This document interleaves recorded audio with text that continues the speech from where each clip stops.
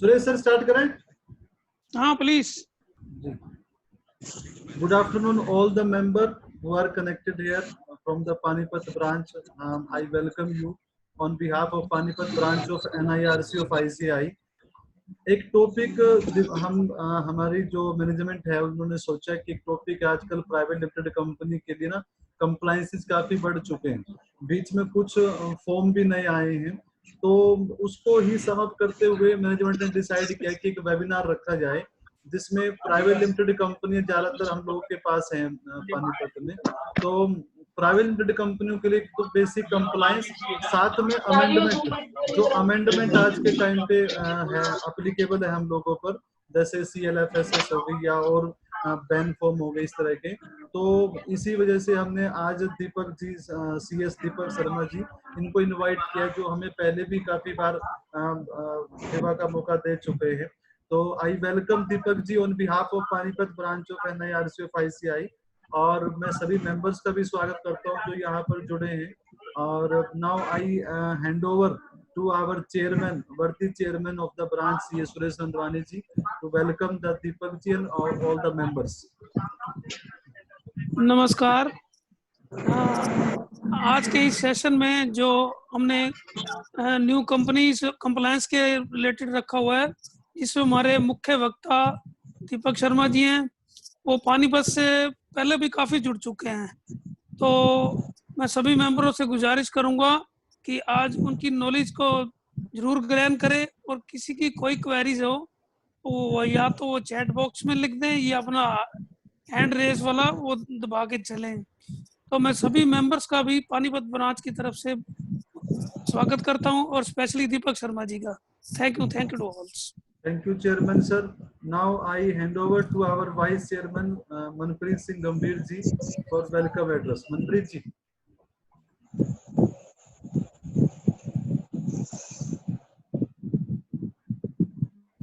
भूपिंदर जी, जी दीपक शर्मा जी को अनम्यूट कर दो.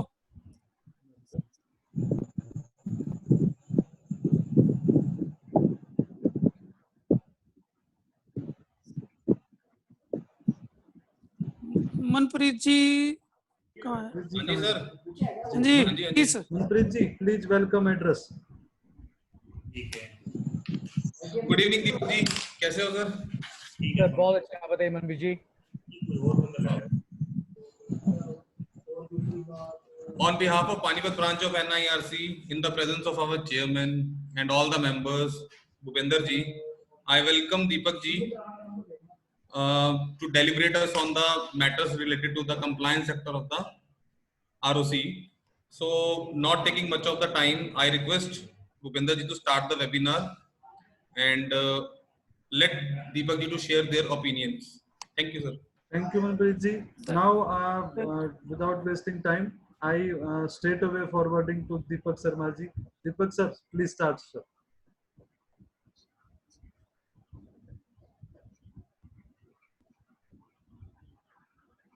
Deepak sir. Thank you so much, Bhupinder ji.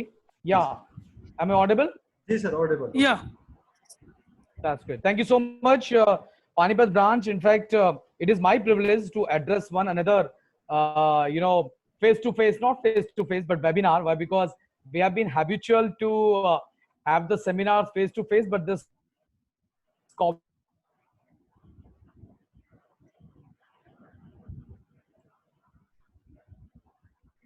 COVID-19 has given us this opportunity to be at distance and at the same time to enrich our knowledge.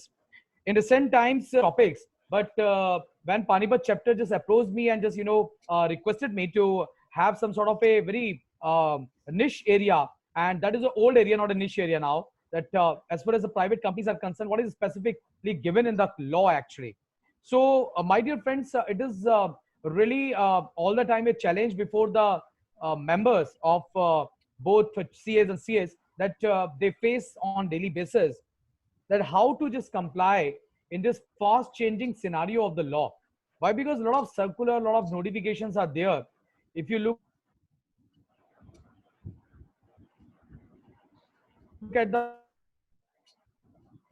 Deepak sir, आपकी आवाज break हो रही है. history of the company 2013, then you will find pace with the Companies Act 2000. आ रही है ठीक? हाँ, Hello? ठीक है, अब ठीक आ रही है सर, अब अब ठीक ठीक है। है, थोड़े better is जी।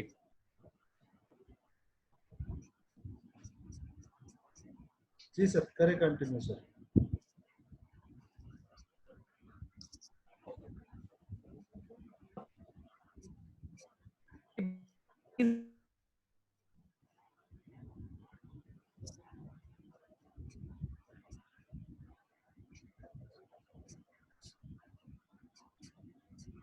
दीपक जी, दीपक जी आवाज नहीं आ रही अभी भी आपकी। दीपक जी आपकी आवाज ब्रेक हो रही है।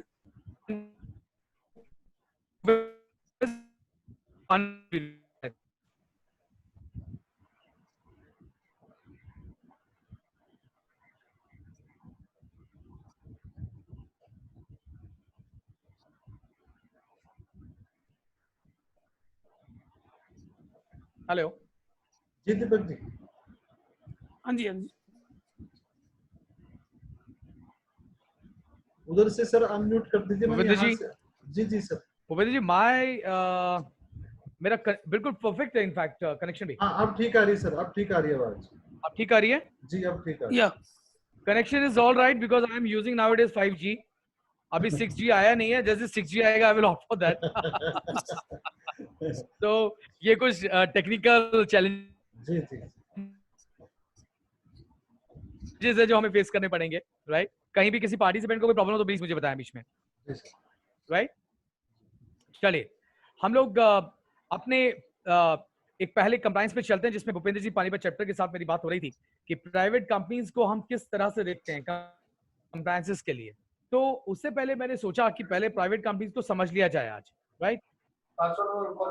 अगर आप चलेंगे मैसेज में होते हैं ना तो जी क्या रहे हो? जी सर, आप कंटिन्यू करें सर, तो बीच में माइक किसी का म्यूट हो जाता है। Yeah, no issue, no issue. So, private companies, which is the most popular form of starting a business, and in a city like Panipat, it is really a most popular form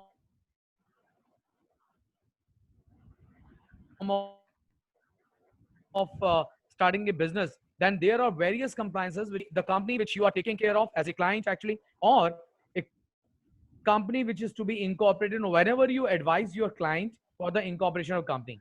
जब भी आप किसी client को बताते हैं, मैं कहता हूं कि पानीपत सिटी की मैं बात करूं तो मेरा अंदाजा ये है कि 80 to 90% प्राइवेट कंपनीज वहां पर होंगी, राइट? बाकी पब्लिक कंपनी लिस्टेड कंपनीज हो सकती हैं।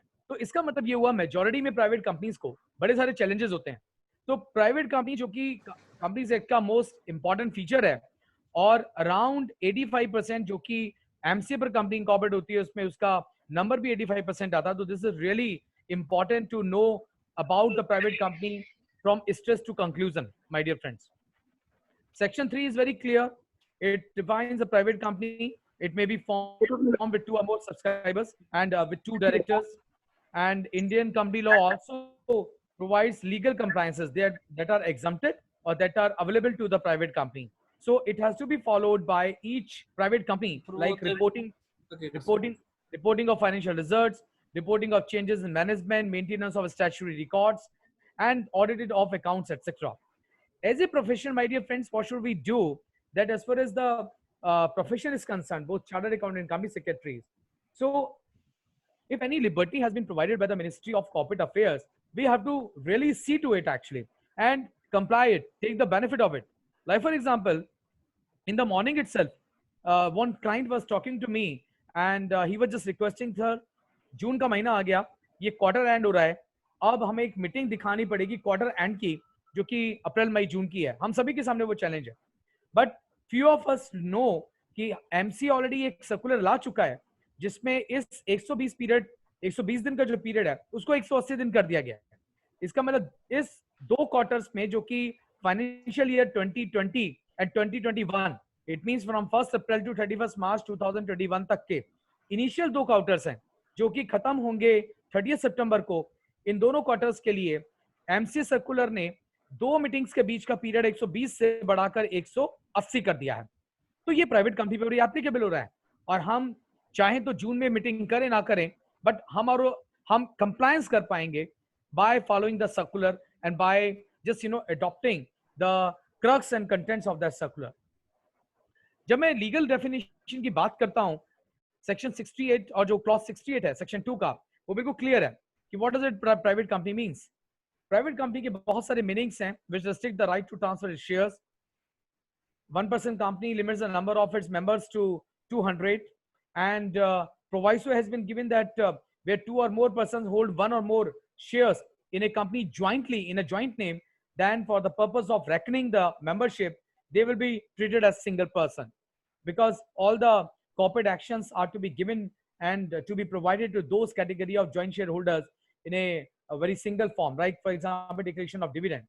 Provides तो ये भी कहता है कि person who are in the employment of the company and person who having been formerly in the employment of the company were members of the company while in that employment and have continued to be members after the employment ceased, and it shall not be included in the number of members. तो ये दो classes को membership से अलग किया गया जो 200 की मेंबरशिप में हमारी इंक्लूड नहीं होगी. Now it also prohibits any invitation to the public to subscribe for any securities of the company.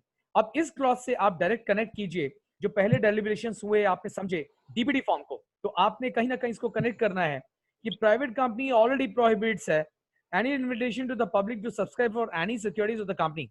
तो जहां सेक्शन 73 की हम बात करते हैं, section 73 always prohibit, in fact allow a company to accept deposits, but private company here in the definition under section 2 subsection 68 it prohibits actually. तो DBT 3 जब भी आप फाइल करेंगे या फाइल कर रहे हैं, जब भी आप फाइल करेंगे या फाइल कर रहे हैं, तो आप देखेंगे कि डीबीटी 3 में आपने कौन कौन सी ट्रांजेक्शंस को लेना है. तो सेक्शन 73 रूल 2 में आप गए थे और वहां आपने देखना है कि कोई भी प्राइवेट कंपनी अगर 60 दिन से ऊपर कोई भी शेयर होल्डिंग लेकर बैठी हुई है और उसने शेयर अलॉट नहीं किए हैं, तब वो सेक्शन 73 में ऑटोमेटिकली कवर हो जाती है. अदरवाइज समझिएगा इस बात को, otherwise section 2 subsection 68 clause 68 prohibits any invitation to the public to subscribe for any securities of the company. इसका मतलब क्या हुआ? इसका मतलब बहुत अच्छे से आपने फिर कनेक्ट करना है कि जब भी आप डीबीटी 3 भरने जाएंगे, virtually private company deposit accept नहीं कर सकती. लेकिन जब मैं डिपॉजिट की डेफिनेशन सेक्शन 73 में पढ़ता हूं तो वहां पर मुझे एग्जम्पशंस मिलती हैं. एग्जम्पशंस में यह भी मिलता है कि अगर किसी कंपनी ने इंक्लूडिंग प्राइवेट कंपनी ने कोई भी सेक्शन 42 या सेक्शन 62 के अंदर प्रेफरेंशियल अलॉटमेंट और प्राइवेट प्लेसमेंट दिया है during the current financial year और उसने 60 दिन से ज्यादा उस मनी को अपने पास रख लिया है जो कि शेयर एप्लीकेशन मनी की तरह रिसीव हुई थी, लेकिन उसने अलॉटमेंट नहीं किया है, then it is deemed to be the deposit. वो एग्जम्पशन कैटेगरी से बाहर हो जाता है. तो देखिए प्राइवेट कंपनी को कितने सारे नॉन कॉम्प्लायंसेस हो गए. उसने अपने सेक्शन 2 सबसेक्शन 68 को भी नॉन फॉलो कर लिया क्योंकि यहाँ पर प्रोवाइसो थर्ड प्रोवाइसो ने उसको प्रोहिबिट किया हुआ था कि कोई भी आपको डिपॉजिट एक्सेप्ट नहीं करना है. उसको रिपोर्टिंग भी करनी है डीबीटी 3 में. आप डीबीटी 3 जब फाइल करेंगे एनुअली भी फाइल करना है और वन टाइम भी फाइल हुआ था. अगर आप देखें तो आपके पास फरवरी 2019 की डेट थी, आपके पास 8 मई 2019 की डेट थी जिस डेट तक आपको इन ट्रांजैक्शंस के बारे में आरओसी को वन टाइम डीबीटी 3 में बताना था. आप अगर नहीं बता पाए हैं अभी भी आपके पास टाइम है. अब उस बात को मैं करंट स्कीम से जोड़ूंगा जो सीएफएसएस स्कीम आपके समक्ष आई हुई है और जो 1 अप्रैल 2020 से एप्लीकेबल हो चुकी है और 30 सितंबर 2020 तक रहेगी. उस स्कीम ने आपको 6 महीने के लिए एक मोरेटोरियम पीरियड दिया है. तो प्राइवेट कंपनी की देखिए डेफिनेशन से हम कहां पहुंचे, सेक्शन 73 पे पहुंच गए. हम सेक्शन 73 से कहां पहुंच गए, सीएफएसएस स्कीम पर आ गए. सेक्शन 73 से सीएफएसएस स्कीम का क्या कोई कोरिलेशन है? क्या इसकी प्राइवेट कंपनी की डेफिनेशन से आज की सीएफएसएस स्कीम का कोई कोरिलेशन है? यस है. अगर कोई प्राइवेट कंपनी डीबीटी 3 फाइल करने से चूक गई है, नहीं कर पाई, तो उसको नॉन कंप्लायंस नहीं मानी जाएगी अगर वो अब करंट सीएफएसएस स्कीम के मोरेटोरियम पीरियड का फायदा ले और आज डीबीटी 3 फॉर्म को फाइल कर दे. तो ये आप कहीं ना कहीं नोट कर सकते हैं. कितना अच्छा कनेक्शन बनाए. देखिए एक लीगल डेफिनेशन जो प्राइवेट कंपनी की प्रोवाइसो दिया हुआ है जहां ये प्रोहिबिट करता है कि private company can not invite to the public and to subscribe for any securities of the companies, या डिपॉजिट नहीं मांग सकती है. अब अगर हम आगे बढ़ें तो हमें like other companies, private companies में जो मोस्टली कंप्लायंसेस होती हैं वो कुछ इस प्रकार हो सकती हैं जो आपकी स्क्रीन पर है. कुछ मैंडेटरी कंप्लायंसेस हैं जिसको मैं कहता हूं कि एनुअल कंप्लायंसेस, और ये मैंडेटरी कंप्लायंसेस या इवेंट बेस्ड कंप्लायंसेस दोनों आज के सीएफएसएस का भी पार्ट हैं, जो कि आज एक स्कीम आई हुई है मोरेटोरियम पीरियड में, इसका आपने फायदा उठाना है। तो मैंडेटरी कंप्लायंसेस कौन कौन सी हो सकती हैं? रजिस्टर्ड ऑफिस मेंटेन करना या उसके बारे में। तो जब आपने देखा आपके पास हमेशा एक फॉर्म INC 22 आपके सामने होता है, जब भी कंपनी को अपना रजिस्टर्ड ऑफिस एक जुरिस्डिक्शन से दूसरे जुरिस्डिक्शन में लेके जाना होता है, चाहे वो विद इन द सिटी हो, टाउन हो, चाहे वो within the same premises हो, या from one state to another हो, तो उसको INC 22 लास्ट में फाइल करना ही पड़ेगा। बट लास्ट ईयर आपने देखा कि एक पेकुलर फॉर्म और आया था जो कि प्राइवेट कंपनी को भी फाइल करना था, INC 22A। ये एक पेकुलर फॉर्म था जिसमें आपको लॉन्गिट्यूड, लैटिट्यूड एंड डायरेक्टर्स के sitting photos outside the premises, inside the premises file करने थे। आपने उसके बारे में स्टेप्स लिए, फाइल किए, लेकिन कुछ ऐसे फॉर्म्स भी हैं जो आपको एज ए मैंडेटरी फाइल करने होते हैं जब भी आप स्टेप लेते हैं। तो दोनों तरीके के फॉर्म देखिए, INC 22 अगर आप कोई भूल गए हैं पीछे का किसी भी टाइम का, या INC 22A आज भी वो आपने वन टाइम फॉर्म फाइल नहीं किया है, तो आइए, क्योंकि ये मैंडेटरी कंपनी के लिए और क्योंकि ये आपकी वन टाइम कंप्लायंस थी for the purpose of intimating the one time registered office to the ministry, तो आज भी CFSS स्कीम जो मोरेटोरियम पीरियड है 1 अप्रैल 2020 से जो 30 सितंबर 2020 तक चलेगा, तब तक आप इसको फाइल कर सकते हैं। इसका मतलब मोरेटोरियम पीरियड में देखिए आप मैंडेटरी कंप्लायंसेस और इवेंट बेस्ड कंप्लायंसेस को किस तरह से टेकअप कर रहे हैं। This is really important to know. तो अगर आपका कोई भी फॉर्म छूट गया है, आज INC 22A छूट गया है, INC 22 छूट गया है, तो आप उसको आज भी फाइल कर सकते हैं और बिना किसी एडिशनल फीस के या किसी बिना फ्यूचर प्रोसिक्यूशन के। देखिए मैं उसके बारे में आपको अलग से भी ये बताऊंगा। Now appointment of auditors.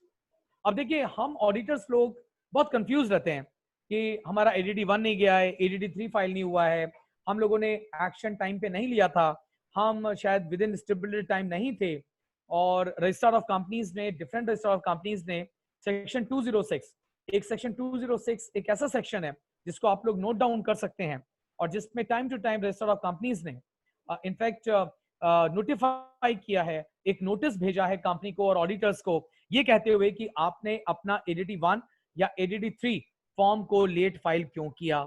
अब देखिए करंट स्कीम में फिर एंटर करिए।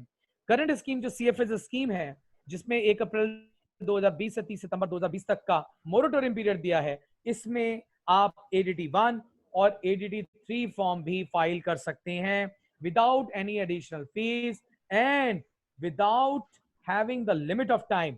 अगर ये 2015 का भी फॉर्म है तब भी आप इसको फाइल कर सकते हैं विदाउट एनी एडिशनल फीस, और आपके ऊपर कोई ऑब्लिगेशन नहीं आएगा प्रोसिक्यूशन का, आपको कोई शो कॉज नोटिस नहीं भेजा जाएगा, और आप इस मोरेटोरियम का फायदा ले सकते हैं। तो देखिए कितना अच्छा है प्राइवेट कंपनी को आप साथ प्रोविजन से। सर दीपक सर, आप PPT शो नहीं हो रही सर, आप PPT आप कर रहे हैं सर या विदाउट PPT कर रहे हैं? सर मैं PPT शो कर रहा हूं आपको सर, नहीं PPT आ नहीं रही सर, विजिबल नहीं हो रही PPT। Just a minute.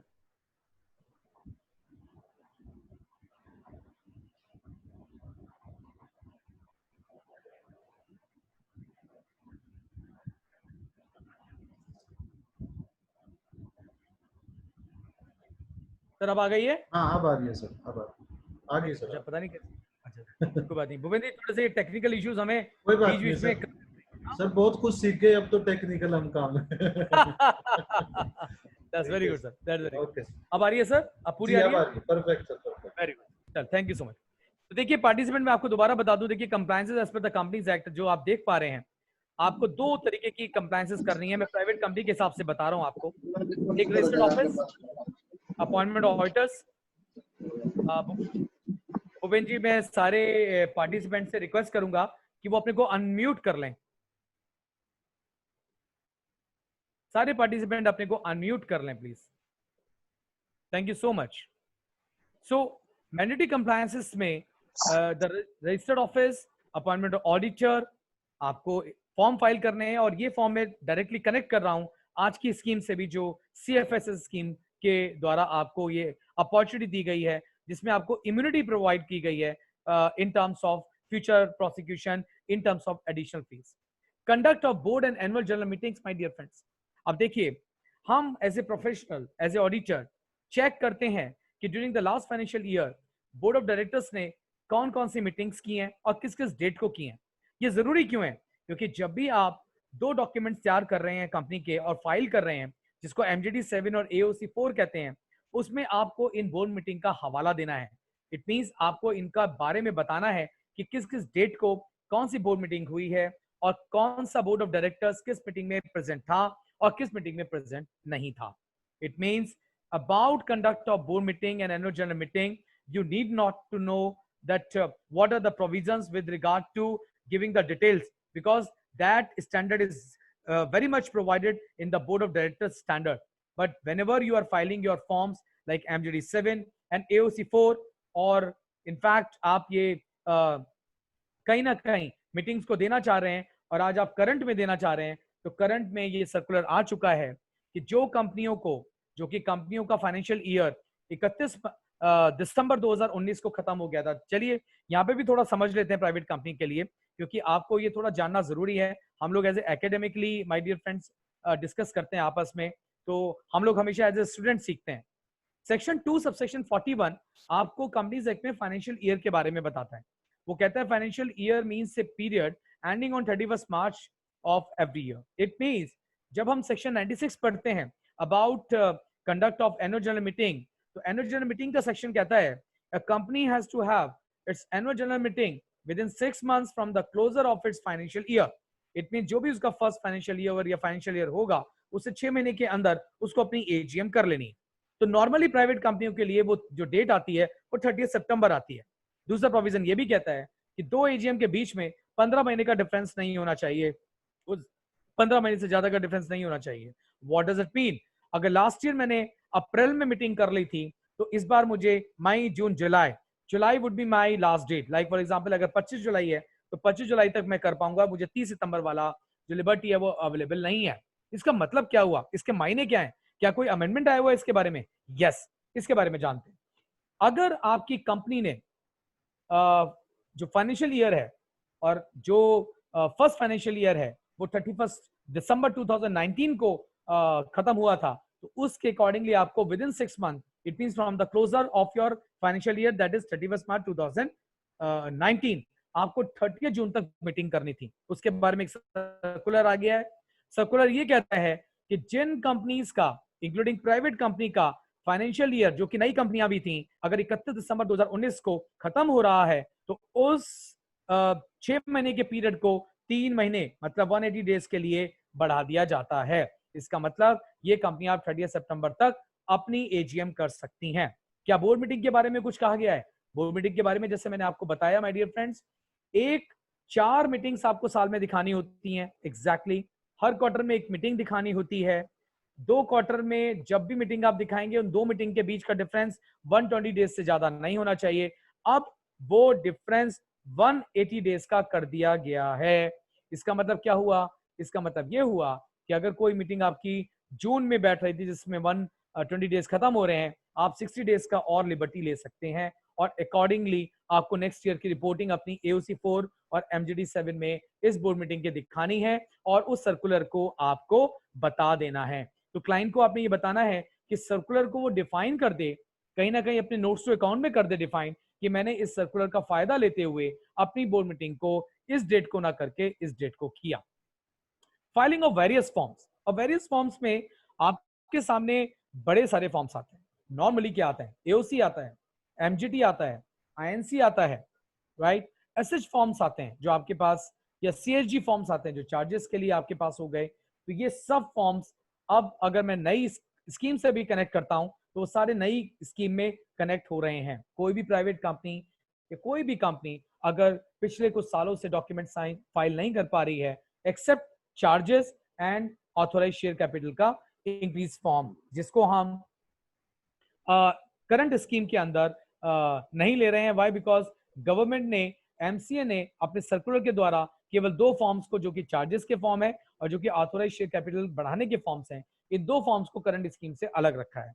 अब जब हम फॉर्म फाइल करते हैं तो हम हमेशा अपने स्टाफ की हेल्प लेंगे माय डियर फ्रेंड्स। हम खुद अपने आप एक बार एमसी पे जाकर देखेंगे कि अटैचमेंट क्या मांग रहा है, बट अटैचमेंट जो मांग रहा है वो रियल अटैचमेंट में कैसे जा रहे हैं, जरा देखिए इसका मतलब क्या हो गया। चलिए एक मैं आपको यहाँ एग्जाम्पल जरा बताना चाह रहा हूँ, ध्यान से सुनिएगा कि आप नॉन कंप्लायंस तो नहीं कर रहे इग्नोरेंस वेव में।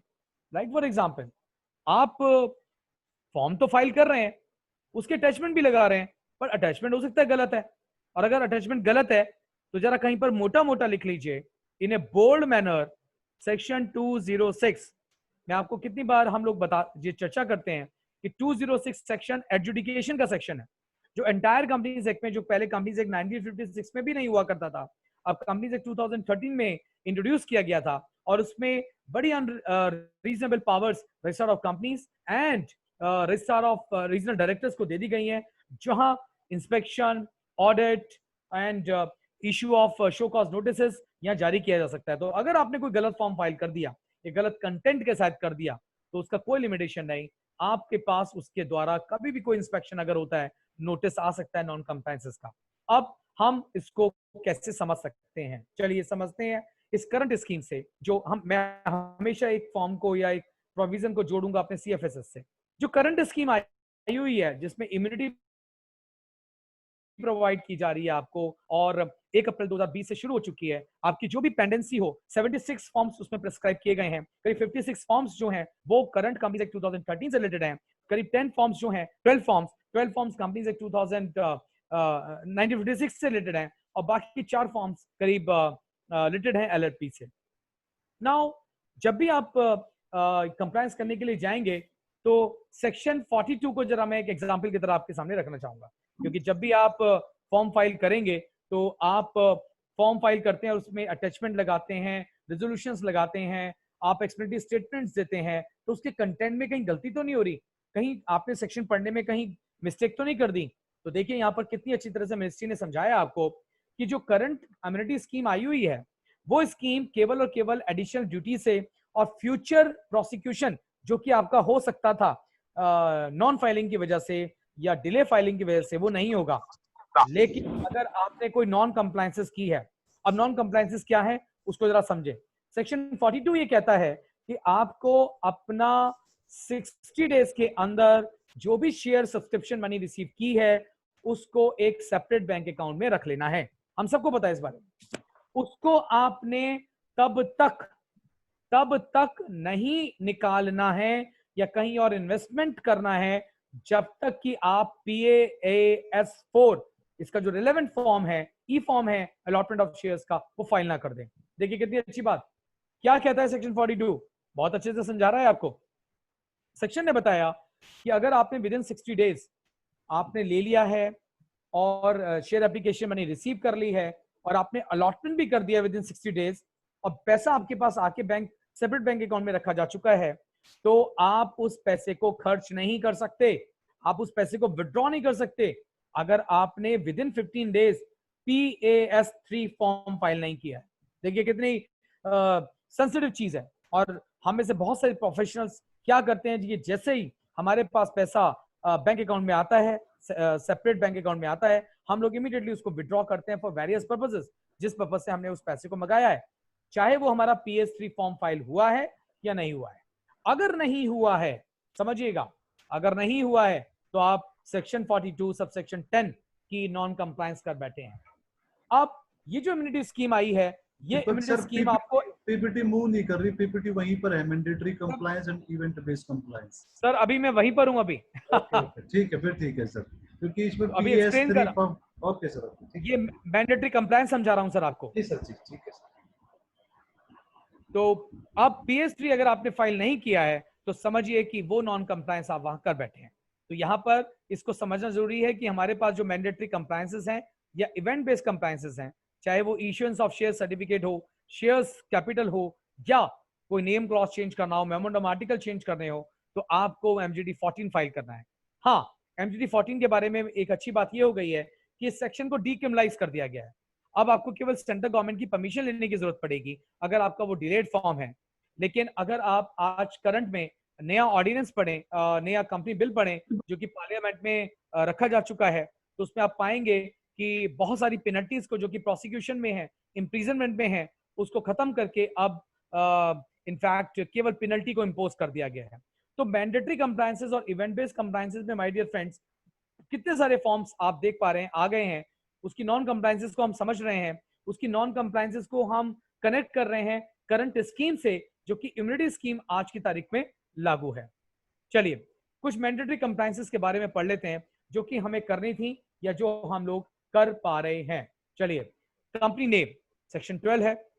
हर कंपनी को अपने ऑफिस के आगे इट हैज टू पेंट और affix the name and address of the registered office and keep the same painted affixed outside the premises and of every office place in which its business is carried on in legible letters।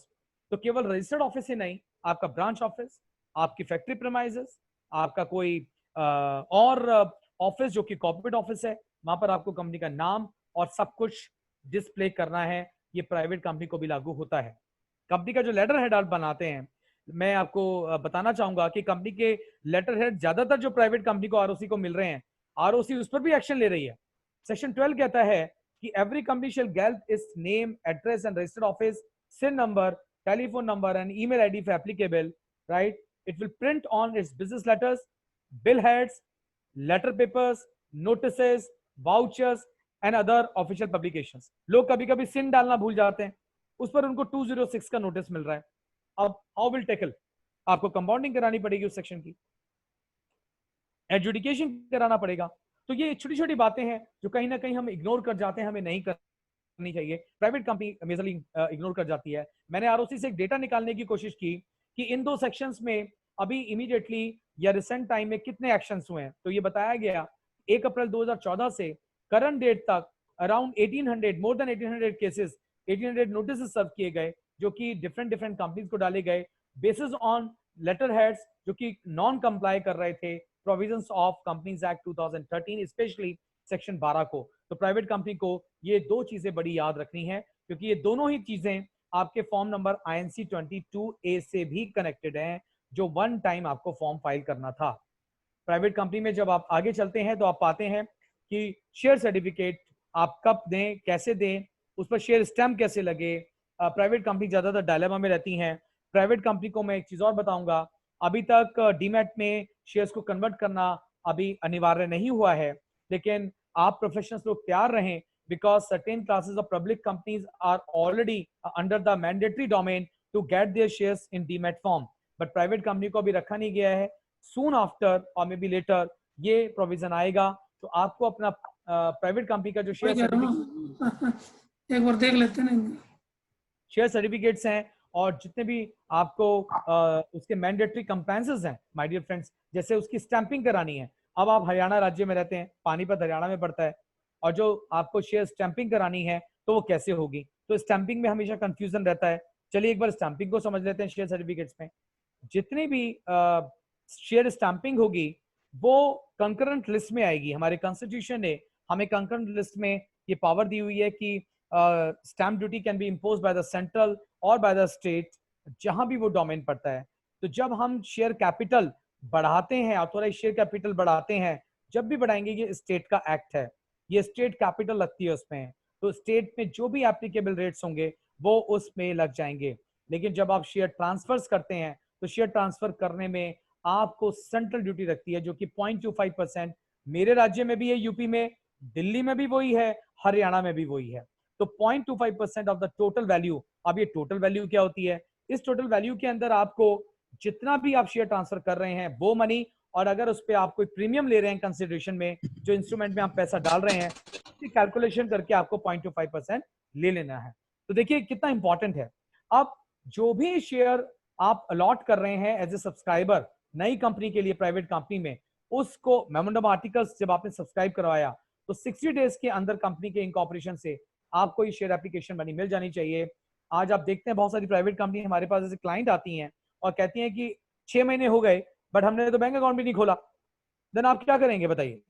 Bank account अगर आपने नहीं खोला तो section बिल्कुल clear है, section 3 से लेकर 23 तक आप पढ़ेंगे जब इनकॉर्पोरेशन रूल्स के अंदर एंड प्रोविजंस के अंदर, तो आप पाएंगे कि अगर कंपनी ने बैंक अकाउंट नहीं खोला है, ऑडिटर से अपॉइंट नहीं किए हैं, या उसने सब्सक्रिप्शन मनी रिसीव नहीं की है, it may become the reason for the ROC to take action under section 248 to make it as defunct company, बंद कर सकती है उस कंपनी को। तो प्लीज आपने ध्यान रखना है कि इनकॉर्पोरेशन जब भी आप प्राइवेट कंपनी का करते हैं तो 60 डेज के अंदर आप बैंक अकाउंट खोल के और उसमें share application money, subscription money को मंगा लीजिए और डिपॉजिट करा लीजिए, एक्चुअल में क्रेडिट करा लीजिए। That's important. बहुत सारे प्रोफेशनल मुझसे कहते हैं कि क्या हम चेक ले सकते हैं जो कि कंपनी ने नहीं डाला।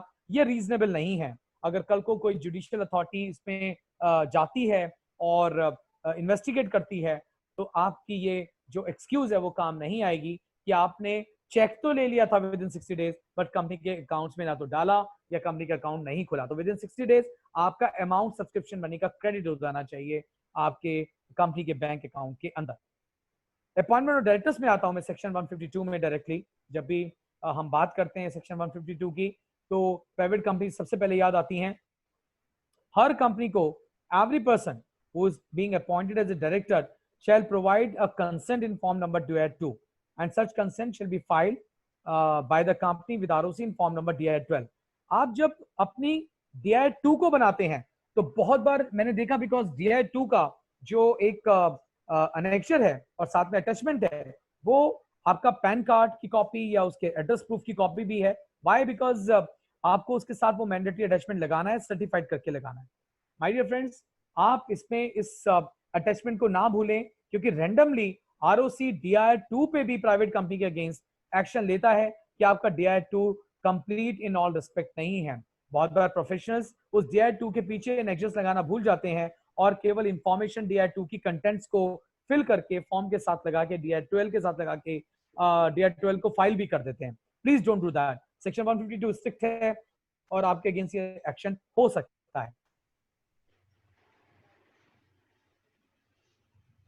डिस्क्लोजर ऑफ इंटरेस्ट, अब ये तो बहुत अच्छा, आपको अगर याद हो तो 2014-15 में जब भी MBP 1 लिया जाता था तो MGD 14 फाइल किया जाता था क्योंकि सेक्शन 117, अगर आप कहीं लिख पा रहे हैं तो लिख लीजिएगा, सेक्शन 117 के अंदर जो भी कॉर्पोरेट एक्शंस थे इंक्लूडिंग टेकिंग द MBP 1 और डिस्क्लोजिंग द इंटरेस्ट, इस डिस्क्लोजर को आपको MGD 14 में फाइल करना था। इस अनरीजनेबलनेस को देखते हुए 2014-15 में, क्योंकि ये बहुत ज्यादा हार्श था, मिनिस्ट्री ऑफ कॉर्पोरेट अफेयर्स ने फॉर्म फाइलिंग को तो मना कर दिया बट MBP 1 जो डिस्क्लोजर का फॉर्म है हर फाइनेंशियल ईयर के स्टार्ट में फर्स्ट मीटिंग में सारे MBP 1 मीटिंग में रखे जाएंगे एंड टेक ऑन रिकॉर्ड लिए जाएंगे। इसकी इंपॉर्टेंस बहुत है बिकॉज 164 के अंदर रिस्पेक्टिव डायरेक्टर, प्राइवेट कंपनी का डायरेक्टर ये बताएगा कि मैं कहाँ कहाँ डायरेक्टर हूँ या कहाँ कहाँ मेरा कंपनियों के अंदर शेयर होल्डिंग है, मेरे रिलेटिव्स कौन कौन है। अब देखिए कितना इंपॉर्टेंट है क्योंकि एज ए ऑडिटर आपके लिए इंपॉर्टेंट हो जाता है, एज ए कंपनी सेक्रेटरी मेरे लिए इंपॉर्टेंट हो जाता है बिकॉज इस MBP 1 को आपको अपने ऑडिट प्रोसेस के अंदर दिखाना होता है और अपनी ऑडिट फाइल का पार्ट बनाना होता है। तो please don't forget to take it for every private company. MBP 1 को लीजिए और फर्स्ट क्वार्टर की जो भी फाइनेंशियल ईयर में आ रहा है अप्रैल से लेकर जून तक, इस बार तो डेट बढ़ गई है जैसे मैंने बताया 180 डेज, बट जो भी फर्स्ट बोर्ड मीटिंग होगी इसमें MBP 1 को रखा जाएगा along with the list of relatives, concerns of relatives in the company and जितनी भी रिलेटेड पार्टी ट्रांजैक्शंस होंगी उसकी कंसर्न्स होंगी, ये सब डिस्क्लोज की जाएंगी। 184 सेक्शंस का जो कनेक्शन है वो इमीडिएटली अकाउंटिंग स्टैंडर्ड से है, रिलेटेड पार्टी ट्रांजैक्शन से है, सेक्शन 188 से है। तो आप इसको ध्यान रखें कि ऑडिट प्रोसेस को कंप्लीट करने से पहले आप MBP 1 अपनी ऑडिट फाइल में जरूर लगा लें। Why? Because form MBP 1 shall be kept in the records of the company। Last line देख लीजिएगा, ये मैंडेटरी कंप्लायंसेस हैं, ये कहीं भी प्राइवेट कंपनी को कोई डिस्क्लोजर नहीं दिया गया है या कोई लिबर्टी दी गई है। 5 जून 2015, 5 जून 2015 प्राइवेट कंपनी को बड़ी सारी लिबर्टी दी गई थी including section 180 borrowings private company को एप्लीकेबल नहीं होता, राइट, लेकिन सेक्शन 186 तो होता है। आज भी बहुत सारे प्रोफेशनल मुझसे पूछते हैं कि क्या section 186 for investment and loans company के ऊपर एप्लीकेबल होता है। मैं कहता हूं यस होता है। वो कहते नहीं, वो तो जून के नोटिफिकेशन में आ चुका है एग्जम्पशन उसकी।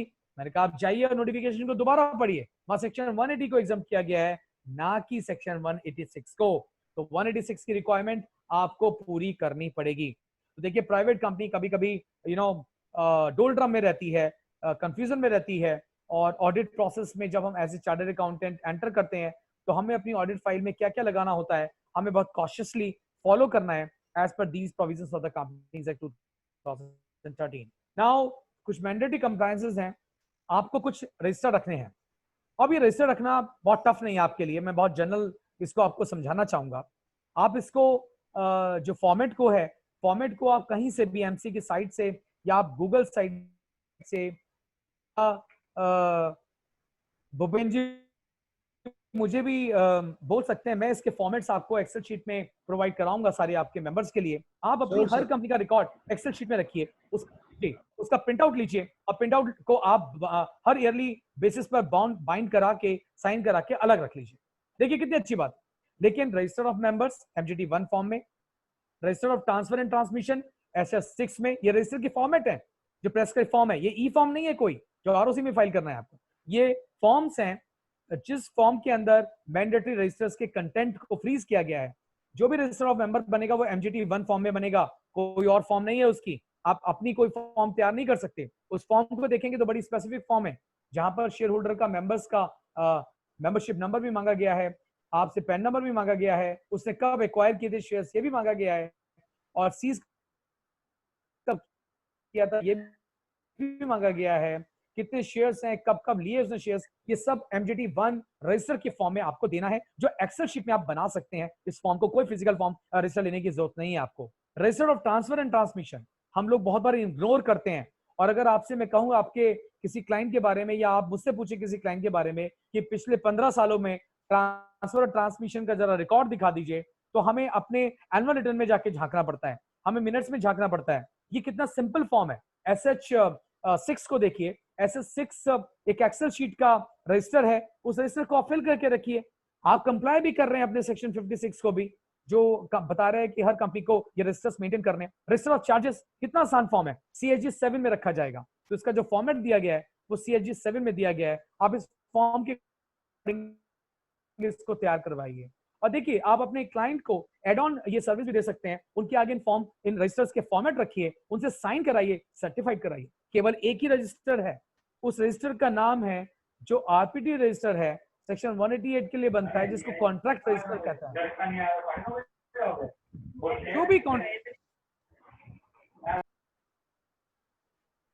जो भी कॉन्ट्रैक्ट रजिस्टर आप प्रिपेयर करते हैं माय डियर फ्रेंड्स, इस कॉन्ट्रैक्ट रजिस्टर में हर डायरेक्टर जो उस मीटिंग में जिस कंपनी का ये कॉन्ट्रैक्ट रजिस्टर रखा जा रहा है बोर्ड मीटिंग के अंदर, सारे डायरेक्टर जो प्रेजेंट है वो साइन करेंगे। तो यही केवल एक एक्सेप्शन है जो कि कॉन्ट्रैक्ट रजिस्टर को दी जाती है, जहां पर सारे डायरेक्टर जो बोर्ड मीटिंग अटेंड करते हैं वो साइन करेंगे। अदरवाइज बाकी जो भी रजिस्टर्स हैं, चाहे वो मेंबर्स का रजिस्टर हो, शेयर होल्डर्स का रजिस्टर हो, शेयर ट्रांसफर का रजिस्टर हो, रजिस्टर ऑफ चार्जेस हो, register of disclosure of interest हो, जो कि MBP 4 में बनाया जाता है, इसमें केवल सिंगल डायरेक्टर इसको साइन करेगा।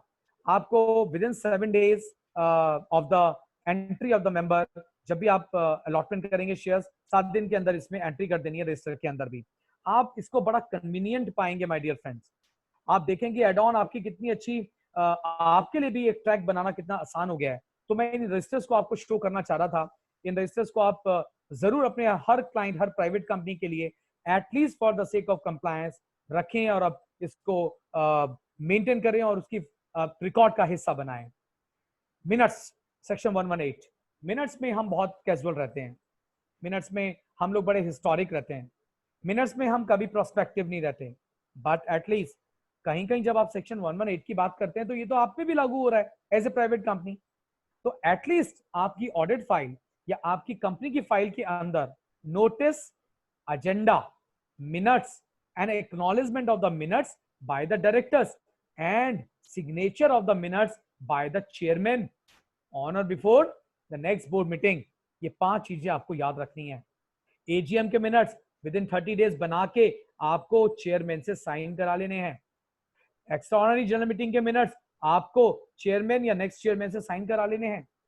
तो ये कम से कम आप पूरा करा सकते हैं, और जितने भी मैंडेटरी प्रोविजंस हैं कंपनीज एक्ट के, वो आपको इन मिनट्स में डालने होते हैं। सबसे बड़ा आपको मैं इनफैक्ट कॉर्पोरेट लॉ का कहूं एक बड़ा टेकन एज ग्रांटेड वाली बात है, जो आप ऑडिटर्स भी कभी कभी फॉलो करते हैं या इग्नोर करते हैं। मैं इसके बारे में डिस्क्लेमर के साथ कमेंट करना चाहूंगा, क्योंकि I come across with many chartered accountant जो मेरे से क्वेश्चन पूछते हैं, क्या आपका रेमुनरेशन मिनट्स में आना चाहिए? क्या आपका रेमुनरेशन जो आपकी जो भी रेमुनरेशन है, चाहे आपकी वो टैक्स ऑडिट के लिए, स्टैट्यूटरी ऑडिट के लिए है या बाकी सर्विसेज के लिए है सेक्शन 144 की प्रोविजन के अलावा, क्या वो मिनट्स में आना चाहिए? माय डियर फ्रेंड्स, जैसी एजीएम फिनिश होती है, इसका मतलब 30 सितंबर प्राइवेट कंपनी ने अपना एजीएम को हेल्ड किया, तो एजीएम के बाद जो भी बोर्ड मीटिंग होगी, जो भी बोर्ड मीटिंग आप दिखाएंगे, चाहे वो 1 अक्टूबर को दिखा दें या आप उसको 31 दिसंबर को दिखाएं, किसी भी पर्पज से, उसमें एक एजेंडा आइटम ऑडिटर्स की सैलरी का अप्रूवल भी है, मैंडेटरी है। हम लोग भूल जाते हैं। और जब भी आपके कोई भी कंफ्लिक्ट ऑफ इंटरेस्ट या कंफ्लिक्टिंग या कोई डिस्प्यूट खड़ा होता है, चाहे तो पीयर ग्रुप में या किसी मैनेजमेंट के साथ, तो वो मिनट एक कंक्लूसिव एविडेंस बनते हैं। क्योंकि क्या कहीं आप में से, ध्यान से सुनिएगा, आप में से किसी भी ऑडिटर ने आज तक राइटिंग में अपने किसी भी स्टेक होल्डर क्लाइंट से कोई कॉन्ट्रैक्ट साइन किया है? क्या अपॉइंटमेंट लेटर लेने के अलावा आपने रेम्यूनरेशन बुक किया है? क्या आपने निगोशिएट किया है? क्या आपने डिस्क्लोज किया है? तो वो कहां होगा? वो मिनट्स के अंदर होगा। सेक्शन 118 वो कहता है मैंडेटरी कि उस मिनट को रखना जरूरी है। और मिनट्स में अपार्ट फ्रॉम अदर थिंग्स, आप ऑडिटर्स के लिए रेम्यूनरेशन डालना जरूरी है। Adoption of accounts, notice serving, adoption of auditors report, take note of director and auditors report, ये इतने मैंडेटरी पार्ट हैं जो आपको ये साइन करके देने हैं। अब मैं आपको एक छोटी सी गलती और बताऊंगा जो प्राइवेट कंपनी ही कर रही हैं, पब्लिक कंपनी नहीं करती हैं, मोस्टली पब्लिक कंपनी नहीं करती हैं, बट प्राइवेट कंपनी करती हैं। प्रोविजन है कि जब भी आपको ऑडिट कराना है अपनी कंपनी का, प्राइवेट कंपनी का, सेक्शन 137 में जाइए, 139 को पढ़िए अपने अपॉइंटमेंट के लिए। सेक्शन 137 कहता है कि 2 डायरेक्टर्स बैलेंस शीट को साइन करके ऑडिटर्स को हैंड ओवर करेंगे। ऑडिटर्स के पास आने के बाद ऑडिटर्स उसका ऑडिट करेगा, बैक ऑडिट करेगा, and based on the balance sheet वो सारे books of accounts, vouchers, cash book, justification, clarifications, annexure, schedules सब मंगाएगा और उसका ऑडिट करेगा। लेकिन यहां उल्टा हो रहा है। हम ऑडिटर्स क्या करते हैं, कोई कोई ऑडिटर्स, जो कि मेजॉरिटी में केस आ रहा है, हम पहले साइन कर देते हैं अपनी रिपोर्ट को और उसके बाद हम जाकर अपने डायरेक्टर से साइन कराते हैं। क्या मौकरी है लॉ की? देखिए क्या नौकरी, आप लोग नहीं समझते हैं इस बात को। और कोई कोई जगह पर तो आप बिलीव नहीं करेंगे, मेरा खुद का प्रैक्टिकल एक्सपीरियंस है, जब मैं सर्च करके किसी डॉक्यूमेंट को निकालता हूं प्राइवेट कंपनी के, तो शॉकिंगली मुझे ऐसे डॉक्यूमेंट भी मिल जाते हैं जहां ऑडिटर महोदय ने तो अपने साइन और स्टैंप लगा रखी है डेट के साथ, बट डायरेक्टर्स के केवल नाम लिखे हुए हैं, उन्होंने बैलेंस शीट को साइन नहीं किया। अब ये ऑब्लिगेशन आएगा डायरेक्टर्स के ऊपर, नो डाउट, बिकॉज उन्होंने साइन नहीं किया बैलेंस शीट और एओसी फॉर्म 4 के साथ लगा के एमसीए में फाइल कर दी। बट क्या ये ऑब्लिगेशन ऑडिटर के ऊपर नहीं आएगा कि उसने बिना ऑडिटर्स के, डायरेक्टर्स के साइन किए खुद ऑडिटर रिपोर्ट को क्यों साइन किया, बैलेंस शीट को क्यों साइन किया? समझने वाली बात है प्राइवेट कंपनी के लिए। तो ये सेक्शन 118 की खासियत है कि इसमें जो भी इंपॉर्टेंट मैटर्स हैं, अपॉइंटमेंट से लेटर, कंपनी की कॉर्पोरेट एक्शन से रिलेटेड, ये आपको मिनट बुक में क्लोज करने हैं। Now section 153 which is related to your DIN numbers, directors के डिन नंबर। हर डायरेक्टर्स को एक डिन नंबर लेना है और जो भी कंपनी आप ऑडिट कर रहे हैं, जो कि फर्स्ट कंपनी है, जरा उसमें ये देख लीजिएगा, सपोज, और बहुत ध्यान से देखिएगा, या कोई एग्जिस्टिंग क्लाइंट आपका है, कि अगर किसी महाशय को, मिस्टर ए को आपने डायरेक्टर अपॉइंट किया है, फॉर एग्जांपल मैंने डायरेक्टर अपॉइंट कर लिया है उनको 1 अप्रैल 2020 से, लेकिन दिन तो मैंने उनका कल ही अप्लाई किया था। जब मैंने दिन उनका कल अप्लाई किया, आज वो अप्रूव होकर आ गया, और आज जो कि 9 जून 2020 है, आज मैं DI 12 फाइल कर सकता हूं, बैक डेट से भी कर सकता हूं। तो मैंने उनका महाशय का जो अपॉइंटमेंट है वो मैंने 1 अप्रैल 2020 से दिखा दिया। Unfortunately ministry of corporate affairs की साइट इसको क्लैश नहीं करती है, रोकती नहीं है, ये नहीं बताती है कि आपका दिन तो 9 जून से अप्रूव हुआ है तो आप 1 अप्रैल से नहीं कर सकते। इसका मतलब ये जो मिस्टेक हुई वो on the part of professional जो फाइल कर रहे हैं उनसे हो जाती है। सेक्शन 153 की सीवियरिटी बहुत जबरदस्त है। every existing and prospective director will have it in. दिन तो बहुत आसान है लेना, आप भी जानते हैं, बट इसको समझाने का जो ऑब्जेक्टिव है मुझे आपका, वो प्राइवेट कंपनी जो गलती करती हैं इन ए कैजुअल फैशन, वो आपसे डिस्कस करना है my dear friends. Number of directorship जो कि सेक्शन 149 बताता है कि कोई भी no person shall be director in more than 20 companies. Maximum number of public companies can be 10। अगर वो 20 कंपनी में बन रहा है तो पब्लिक कंपनी भी उसमें आती है, तो पब्लिक कंपनी 10 से ज्यादा नहीं हो सकती। सेक्शन 8 कंपनी और public company sorry section 8 company dormant company इस 20 डायरेक्टरशिप में इंक्लूड नहीं होगा। Director can be appointed in 20 private companies also. So ये वो बन सकता है 20 प्राइवेट कंपनी में बन सकता है, बट वो एग्जम्पशन प्राइवेट कंपनियों में नहीं है कि प्राइवेट कंपनी की एग्जम्पशन हो जाएगी, बट वो इकट्ठी 20 कंपनियों में प्राइवेट में बन सकता है। लेकिन अगर वो पब्लिक कंपनियों में बन रहा है तो पब्लिक कंपनियों का जो नंबर है वो 10 से ज्यादा नहीं होगा। तो आपके लिए एज ए ऑडिटर उसको चेक करना है। आपने देखा होगा बहुत सारे बिल्डर्स, बहुत सारे और जो मैन्युफैक्चरिंग यूनिट्स में लगे हुए हैं, वो काफी कंपनीज में डायरेक्टर बन जाते हैं। हम लोग बहुत आसान है मिनिस्ट्री ऑफ कॉर्पोरेट अफेयर्स में जाके दिन पे क्लिक करके चेक करना कि उनकी अदर डायरेक्टरशिप कहाँ है। इस प्रोविजन को जरा देख लीजिए 149 को कि नंबर ऑफ डायरेक्टरशिप में क्या पब्लिक कंपनी में वो 10 से ज्यादा है। अगर 10 से ज्यादा है तो उससे कहिए कि रिजाइन करे बाकी कंपनियों में। प्राइवेट कंपनी क्या 20 है या 20 से अधिक है, अगर अधिक है तो उससे डिजाइन कराइए। क्या वो सेक्शन 8 कंपनी में, ये डोमेन कंपनियों में भी है, तो उसे बोलिए कि ये एग्जम्पशन है। तो अगर वो 25 भी हो जाती हैं, 5 कंपनियां सेक्शन 8 और डोमेन कंपनी भी हैं, तब भी ये कंप्लायंस है सेक्शन 149 की। लेकिन अगर वो 22 प्राइवेट कंपनियों में है तो 2 में से उसको रिजाइन करना पड़ेगा। वो 22 कंपनियों में डायरेक्टर नहीं हो सकता, प्राइवेट कंपनियों में नहीं हो सकता। देखिए सेक्शन 149 कितना पैकुलर सेक्शन है। कोरम 174 सेक्शन आता है। कोरम कहते हैं बोर्ड मीटिंग के कोरम को, और कोरम कहते हैं कि इट शैल बी 1/3 और 2 director whichever is higher. ये बोर्ड मीटिंग में जब भी आप डायरेक्टर्स को दिखाएंगे तो उसको आपको दिखाना पड़ेगा। लेकिन अगर कभी जैसे आप पानीपत में है, कुछ कंपनियां आपकी ऐसी कंपनियां हो सकती हैं जिसके डायरेक्टर फॉरेन डायरेक्टर हैं, बाहर बैठे हुए हैं या एनआरआईज हो गए हैं, वो क्या करें? तो directors participating through video conferencing shall be counted for the purpose of quorum. बहुत बार मुझसे ये क्वेश्चन पूछा जाता है, इसलिए भूपेंद्र जी मैंने इस चीज को सोचा कि मैंडेटरी कंप्लायंसेस में जो प्राइवेट कंपनी है उसके कोरम को समझाया जाए अपने प्रोफेशनल्स को। तो अगर मैं स्पाइस के थ्रू या वीडियो कॉन्फ्रेंसिंग के थ्रू कोरम दिखा रहा हूँ प्राइवेट कंपनी का, तो वो अगर मैं वीडियो कॉन्फ्रेंसिंग से मीटिंग कर ली है तो वो कोरम में काउंट हो जाएगा। इसका मतलब अगर एक डायरेक्टर तो यहाँ बैठा है इंडिया में, एक डायरेक्टर कहीं और बैठा है ऑस्ट्रेलिया में, तो मेरी बोर्ड मीटिंग बिल्कुल ठीक हो गई है। अच्छा, अब कुछ आपके क्वेश्चन आ सकते हैं कि मेरी जो फाइनेंशियल स्टेटमेंट है वो कैसे साइन होंगे? फाइनेंशियल स्टेटमेंट के लिए तो मुझे यहाँ 2 डायरेक्टर्स का फिजिकल होना जरूरी है। ये बिल्कुल ठीक बात है। आपका जो कोरम होना चाहिए वो इंडिया में होना चाहिए, इसलिए आपको पहले से स्टेप लेना पड़ेगा कि ऐसे एनआरआई डायरेक्टर या फॉरेन डायरेक्टर का एक ऑल्टरनेट डायरेक्टर 161 सेक्शन में आप अपॉइंट करा के रखें। ये ऑल्टरनेट डायरेक्टर तब तक रहेगा जब तक फॉरेन डायरेक्टर या एनआरआई डायरेक्टर इंडिया में नहीं आ जाता, उस स्टेट में नहीं आ जाता जहां पर नॉर्मली आपकी बोर्ड मीटिंग्स होती हैं या कंडक्ट होती हैं। तो 174 सेक्शन यहां एप्लीकेबल होता है। अब वीडियो कॉन्फ्रेंसिंग के थ्रू जब आपने मीटिंग की तो आपको ये बताया गया कि फाइनेंशियल स्टेटमेंट का adoption, declaration of dividend, adoption of director report and auditor report, appointment of directors in place of directors who are retiring by rotation and appointment and reappointment of auditors, ये 4 ordinary items हैं जो annual general meeting के notice में आप लोग भेजा करते हैं। ये 4 ऑर्डिनरी आइटम्स एक फिजिकल बोर्ड मीटिंग में आप एज ए नोटिस भेज सकते हैं।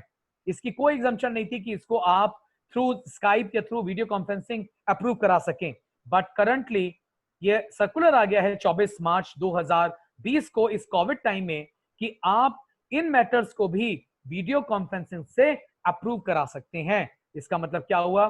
कोई भी प्राइवेट कंपनी अगर वीडियो कॉन्फ्रेंसिंग के थ्रू भी मीटिंग करके अपने अकाउंट्स को अडॉप्ट करती है तो वो ये अडॉप्शन करा सकती है। मेरी आप सब लोगों से ये रिक्वेस्ट है कि करंट में जब भी आप अगर ये सर्कुलर, क्योंकि 30 जून तक के लिए एक्सटेंड हुआ था और ये बढ़ेगा, इंक्रीज होगा, तो आप इसका फायदा उठाएं और अपने अडॉप्शन ऑफ अकाउंट्स को थ्रू वीडियो कॉन्फ्रेंसिंग दिखाएं। लेकिन वीडियो कॉन्फ्रेंसिंग में या स्काइप के थ्रू मीटिंग में एक डिसएडवांटेज ये है कि आपको ये मीटिंग एक्चुअल में कंडक्ट करनी पड़ेगी। उसका रिकॉर्ड आपको एक फाइनेंशियल ईयर के लिए, पूरा 1 साल के लिए प्रोटेक्ट करना पड़ेगा, रिट्रीव कर सकूं, जिससे मैं कल डाटा और ऐसे ऑडिटर जाके चेक कर पाऊं कि वहां पर क्या डिसीजन हुआ था और मैं उसको सुन पाऊं। तो उसका वीडियोग्राफी, उसकी ऑडियो, सब कुछ आप प्रोटेक्ट करेंगे, चाहे पेन ड्राइव में करें, हार्ड ड्राइव में करें या आप सीडी में करें, but you have to protect दो। तो यहाँ पर ये चीज क्लियर हो गई आपको कि adoption of financial statement, auditors appointment, reappointment, declaration of dividend and appointment of directors in place of directors who are retiring by rotation, ये 4 आइटम्स आप मीटिंग थ्रू वीडियो कॉन्फ्रेंसिंग भी कर सकते हैं। इसलिए मैंने आपको ये कोरम यहाँ पे समझाना चाहा कि अगर कोरम कोई बाहर से भी है और एक यहाँ डायरेक्टर बैठा हुआ है तो कोरम आपका हो जाता है and those documents are deemed to be signed. चलिए फर्स्ट ऑडिटर के बारे में जरा समझ लें। जो first auditor of the company है, he shall be appointed by the board within 30 days of the incorporation. हर नई कंपनी के 30 डेज के बनने के भीतर आपको अपना ऑडिटर अपॉइंट करने लाए। Who shall hold the office till the conclusion of first AGM? In case of first auditor, ADT 1 is not mandatory. बहुत बार लोग पूछते हैं मेरे से कि फर्स्ट ऑडिटर हम अपॉइंट हुए हैं, वेदर ADT हम फाइल करें। लॉ ने एग्जम्पशन दे रखी है, फर्स्ट ऑडिटर को जो बोर्ड ने अपॉइंट किया है नई कंपनी का within 30 days from the date of incorporation of a company, उसको ADT 1 फाइल नहीं करना है। जब वो फोर्थ कमिंग AGM में आकर अपॉइंट या रीअपॉइंट होगा तब उसको ADT 1 फाइल करना होगा। आज नई कंपनी के लिए फाइल करने की जरूरत नहीं है, नॉट मैंडेटरी। और जब मैं कहता हूं नॉन मैंडेटरी, अगर आपका मन करता है, रिकमेंडेटरी या आप कहते हैं कि वॉलंटरी, आप तो फाइल करना चाहते हैं, आप करवाइए। There is no hitch, there is no stoppage. लेकिन वहां पर आपको फिर अपना प्रॉपर अपॉइंटमेंट लेटर वगैरह सब कुछ अटैच करके तब आपको ROC में वो फाइल करना है। Subsequent appointment of auditor within 15 days from the date of appointment आपको फाइल कर देना है अपने ADT फॉर्म्स को। ADT 1 फॉर्म जो भी फाइल होगा, इसको रिस्पॉन्सिबिलिटी है कंपनी की फाइल करने की। ADT 1 कंपनी फाइल करेगी, विद इन 15 डेज करेगी। और अगर रिजाइन करके आप जा रहे हैं तो आपको अपना ADT 3 जब फाइल करना होता है, वो आपकी ड्यूटी बनती है। कंपनी को भी इंटीमेट करिए और ROC को भी इंटीमेट करिए। तो ये आपके लिए हो गया अगर आप अपना अपॉइंटमेंट, रीअपॉइंटमेंट, रेजिग्नेशन की बात करते हैं। My dear friends, annual general meeting जो मैंने आपको बताई अभी हम समझा चुके हैं। Filing of financial statement section 137 ये भी मैं क्लियर कर चुका हूं। इसमें भी कोई क्वेश्चन अगर आपका आए तो आ सकता है, I will take it on. Filing of annual return section 92 में हम MGD 7 फाइल करते हैं हर प्राइवेट कंपनी की within 60 days from the date of annual general meeting. और इस बार जो CFS स्कीम आई है उसमें अगर आपकी एनुअल रिटर्न कंपनीज एक्ट 1926 की भी है, इसका मतलब before 1 April 2014 pertaining to companies act 1926, चाहे तो वो ईयर 11, 12, 13 कभी की भी, वो भी आप फाइल कर सकते हैं। चलिए थोड़ा सा इसलिए थोड़ा जरा हिस्ट्री की तरफ चलते हैं। देखिए, जब कंपनीज एक्ट 1 अप्रैल 2014 से एप्लीकेबल हुआ तो उससे पहले सर्टेन सेक्शंस सितंबर 2013 से आ चुके थे। 99 सेक्शंस, जो सेक्शन 186 आप देखते हैं वो ऑलरेडी सितंबर 2013 से एप्लीकेबल हो चुका था। लेकिन मेजर सेक्शन जो थे वो 1 अप्रैल 2014 से अप्लाई हुए। तो 1 अप्रैल 2014 से जब कंपनीज एक्ट 2013 आया तो उसके बाद हमें 2 एमनेस्टी स्कीम देखने को मिली। एक 2015 में देखने को मिली और एक हमें 2018 में देखने को मिली, जिसको हम COD कहते हैं। लेकिन कंपनीज एक्ट 2013 से पहले जस्ट बिफोर 2011 में एक और एमनेस्टी स्कीम आई थी, केवल नॉन फाइलिंग डॉक्यूमेंट्स को फाइल कराने के लिए एमनेस्टी स्कीम कह सकते हैं, जिसमें कंडोन की गई एडिशनल ड्यूटी। अब देखिए, उस एडिशनल ड्यूटी को कंडोन करना और आज की जो स्कीम आई है CFSS, इसमें कंडोनेशन को जरा समझिए।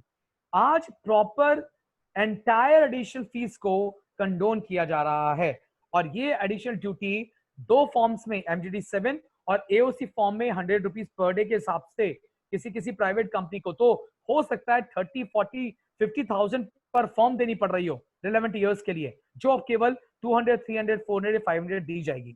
लेकिन जब मैं 2011, 2015 की एमनेस्टी स्कीम के बारे में बात करता हूं, तब केवल और केवल एनुअल रिटर्न्स और एनुअल फाइलिंग के डॉक्यूमेंट्स और cost auditors and auditors related forms को ही अलाउ किया गया था फाइल करने के लिए, और 25% ऑफ द एडिशनल ड्यूटी भी चार्ज की गई थी उन एमनेस्टी स्कीम्स में। तो आप लोग देखेंगे कि करंट की जो CFS स्कीम है ये बहुत डायनामिक स्कीम है, बिकॉज इसमें आप एंटायर एडिशनल फीस को फोगो कर रहे हैं। जबकि 2011 और 2015 की एमएससी स्कीम्स के अंदर 25% एडिशन ड्यूटी चार्ज की गई थी। जब हम सीओडी कंडोनेशन और डिले स्कीम 2018 की बात करते हैं, जिसमें कहा गया कि जो भी डिस्क्वालिफिकेशन ऑफ डायरेक्टर्स है सेक्शन 164 की, वो हट जाएगी रिट्रोस्पेक्टिवली और प्रोस्पेक्टिव कोई एक्शन नहीं होगा। वहां पर भी आपकी वन टाइम 30,000 की फीस आपसे मांगी गई थी पर कंपनी। तो आप देखिए करंट सीएफएस स्कीम जो मैं साथ साथ आपको बताता हुआ चल रहा हूं, ये कितनी फायदेमंद है इन एनुअल रिटर्न्स और एनुअल फाइलिंग को भरने के लिए। तो अगर आपका कोई 2005 का, 2006 का, 2001 का, मैं कहता हूं 90s का भी कोई फॉर्म आपको लगता है आपने फाइल करना है, तो कंपनीज एक्ट 1956 के वो 10 फॉर्म्स जो वहां दिए गए हैं related to audit, related to cost auditors, related to annual filing, ये आप फाइल कर सकते हैं इस करंट स्कीम के अंदर भी। कंपनी से 1956 में अलॉटमेंट से रिलेटेड, इंक्रीज ऑफ कैपिटल से रिलेटेड कोई फॉर्म नहीं दिया गया है। मैं चाहूंगा भूपेंद्र जी उसके लिए एक अलग से एक छोटा सा आप 1 घंटे का सेशन रख सकते हैं सीएफएस को और अच्छे से समझने के लिए, जहां मैं एंटायरिटी में इसको समझा सकता हूं। ठीक है दीपक सर, ठीक है, पक्का करेंगे। नाउ डायरेक्टर्स रिपोर्ट में जब हम आते हैं सेक्शन 134 में, तो प्राइवेट कंपनी थोड़ा सा कॉपी पेस्टिंग में विश्वास रखती हैं। हम लोग भी जब अपने ई फॉर्म्स, रिस्पेक्टिव ई फॉर्म्स को फाइल कर रहे होते हैं, तो हम कहीं ना कहीं अपने स्टाफ की हेल्प लेते हैं। इस कोविड टाइम के अंदर प्लीज अंडरस्टैंड, आप उस कॉपी और पेस्ट से जरा बाहर निकल कर आइए और देखिए कि आप अपनी डायरेक्टर रिपोर्ट में पॉइंट्स कितने दे रहे हैं। आप देखेंगे कि आपने अपनी क्लाइंट्स में किसी ने 22 पॉइंट्स दिए होंगे, किसी ने 24, मेजॉरिटी में 25 पॉइंट्स दिए गए होंगे, किसी ने 30 पॉइंट्स दिए होंगे। डायरेक्टर रिपोर्ट एक डिफरेंट सेगमेंट और डायमेंशंस की आपको मिलेंगी। और इसका मतलब क्या है, आपकी प्राइवेट कंपनी दूसरी प्राइवेट कंपनी से भिन्न है, डिफरेंट है। आपने ऐसा क्यों किया? क्या आपने स्टैंडर्ड को देखने की कोशिश की? क्या आपने सेक्शन 134 को पढ़ने की कोशिश की? क्या आपने सेक्शन 134 के कंटेंट्स में देखा कि आपकी कंपनी के अंदर, तो रिस्पेक्टिव कंपनी, अगर आपके पास 5 क्लाइंट्स हैं, 5 प्राइवेट कंपनी है, तो 5 प्राइवेट कंपनी की डायरेक्टर रिपोर्ट हो सकता है सेम ना हो, अलग अलग उसके डायमेंशंस हो, अलग अलग क्लॉजेस हो। तो प्लीज आप उस सेक्शन को 134 को बहुत अच्छे से देखिए, बिकॉज सेक्शन 134 फील्ड रिलेट कर रहा है सेक्शन 206 से, जो कि एडजुडिकेशन का सेक्शन है। आरओसी को पावर देता है इन्वेस्टिगेट करने की व्हेनेवर सर्कमस्टांस आर सच। तो देखिए कितनी अच्छी बात है, जहां पर आप साइन कर रहे हैं बैलेंस शीट को, वो भी यहां बताया जा रहा है। ये बताया जा रहा है कि it should be sign by the chairperson, authorised by the board. It means board of directors की रिपोर्ट जरूरी नहीं है कि 2 डायरेक्टर साइन करें, चेयरपर्सन भी साइन कर सकता है, लेकिन मिनट्स के अंदर उस चेयरपर्सन को ऑथोराइज करने का एक रेजोल्यूशन आपने पास कर रखा हो और मेजॉरिटी में ये कंसेंट दे रखी है कि चेयरपर्सन में साइन दिस डायरेक्टर रिपोर्ट, जहां पर डायरेक्टर्स साइन नहीं कर रहे हैं। अगर 2 डायरेक्टर साइन कर रहे हैं और आपकी कंपनी में मैनेजिंग डायरेक्टर है, तो वो भी उसको साइन करेगा। जब आप आगे करते हैं तो इवेंट बेस्ड कंप्लायंसेस आ रही हैं आपके पास, और ट्रिगर होती हैं जब भी कोई आपका इवेंट हैपन होता है। So these are the very trigger based happening on certain events. There is a paper work that needs to be done for the purpose of, and there are various deadlines for these tasks actually. If non-compliance or even a missed deadline are there, then penalties and additional fees and compounding of offenses emerges. Now it's really necessary that happening of such event are tracked and compliances met with on time. इसमें मैं इसलिए आपको बताना चाह रहा हूं event based, last year कुछ event based forms आए थे जो कि वन टाइम फॉर्म्स भी कह सकते हैं। उसमें एमएसएमई का फॉर्म आया था, उसमें बेनिफिशियल इंटरेस्ट का बैन फॉर्म आया था, उसमें INC 22A फॉर्म आया था, उसमें DPT3 जो कि वन टाइम फॉर्म था वो आया था। अब देखिए अगर आप इसको समझ पाए तो ये चारों फॉर्म्स वन टाइम फॉर्म थे बट इवेंट बेस्ड थे, इसमें कुछ इंफॉर्मेशन जानी थी। मैं ये क्यों कह रहा हूं इस स्लाइड के अंदर कि इन केस नॉन कंप्लायंस और even a miss deadline there are penalties and additional fees, and if certain paper work has to be done then paper work has to be done. चलिए MSME में चलते हैं। आपकी current year की auditors report जो कि आप 2019-20 की ऑडिट कर रहे हैं या साइन करेंगे, 31 मार्च 2000 की बैलेंस शीट शेड्यूल 3 के अकॉर्डिंगली कर रहे हैं। First schedule 3 of the companies act हमें फॉर्मेट बताता है, हमें ये बताता है कि हमें बैलेंस शीट को कैसे बनाना है, उस पर क्या क्या कंटेंट्स होने चाहिए और उसका स्ट्रक्चर क्या होना चाहिए। ये कंपनीज एक्ट 1986 का शेड्यूल 6 है, जो लोग याद करना चाहें इसको। अब शेड्यूल 3 में एक छोटा सा अमेंडमेंट के थ्रू एक क्लॉज आ गया है, एमएसएमई और receivable from MSME up to 6 months, more than 6 months. ये आप देखिए वहां पर ये क्लॉजेस डाल दिए गए हैं। इन क्लॉजेस का क्या कोई मतलब है? 100% लॉजिक है, ऑब्जेक्टिविटी है, क्योंकि लास्ट ईयर आपने क्या किया था, एमएसएमई फॉर्म्स आपने दिए थे, आपने बताया था कि आपके कौन कौन से वेंडर्स, आपके कौन कौन से क्रेडिटर्स या डेटर्स आपके एमएसएमई में रजिस्टर्ड हैं, किसने आपको इंटीमेट किया है कि वो रजिस्टर्ड हैं, ऐसे कितने वेंडर्स हैं जिनका पेमेंट 45 डेज तक आपने नहीं किया है और वो ओवरड्यू हो गया है, या आपको इंटीमेशन देनी थी एमएसएमई के फॉर्म के अंदर। अब देखिए there is a mismatch, MSME में आपने क्या डाला और ऑडिट रिपोर्ट में आज आप बैलेंस शीट में क्या देंगे, there must not be any difference my dear friends. यहां पर ये इवेंट बेस्ड कंप्लायंसेस आ रही हैं और ये कहां का पार्ट है, ये कोई ई फॉर्म नहीं है, ये डॉक्यूमेंट है। ये डॉक्यूमेंट कहां है? ये डॉक्यूमेंट आपका ऑडिट रिपोर्ट हो सकता है, डायरेक्टर रिपोर्ट हो सकता है, या आपका एमएसएमई फॉर्म है जहां से आपने पिक करना है। और अगर एमएसएमई फॉर्म आपने सबमिट नहीं किया, उसको in line with your audit report लेकर आइए, बैलेंस शीट लेकर आइए और आज की डेट में सीएफएसएस स्कीम में फाइल कर दीजिए विदाउट एनी एडिशनल ड्यूटी। कुछ क्वेश्चंस मेरे पास ऐसे भी आए कि क्या एमएसएमई फॉर्म को हम जो गलत फाइल कर चुके हैं या नेग्लिजेंटली फाइल कर चुके हैं, डेलिबरेटली नहीं था, क्या हम उसको रिपीट कर सकते हैं?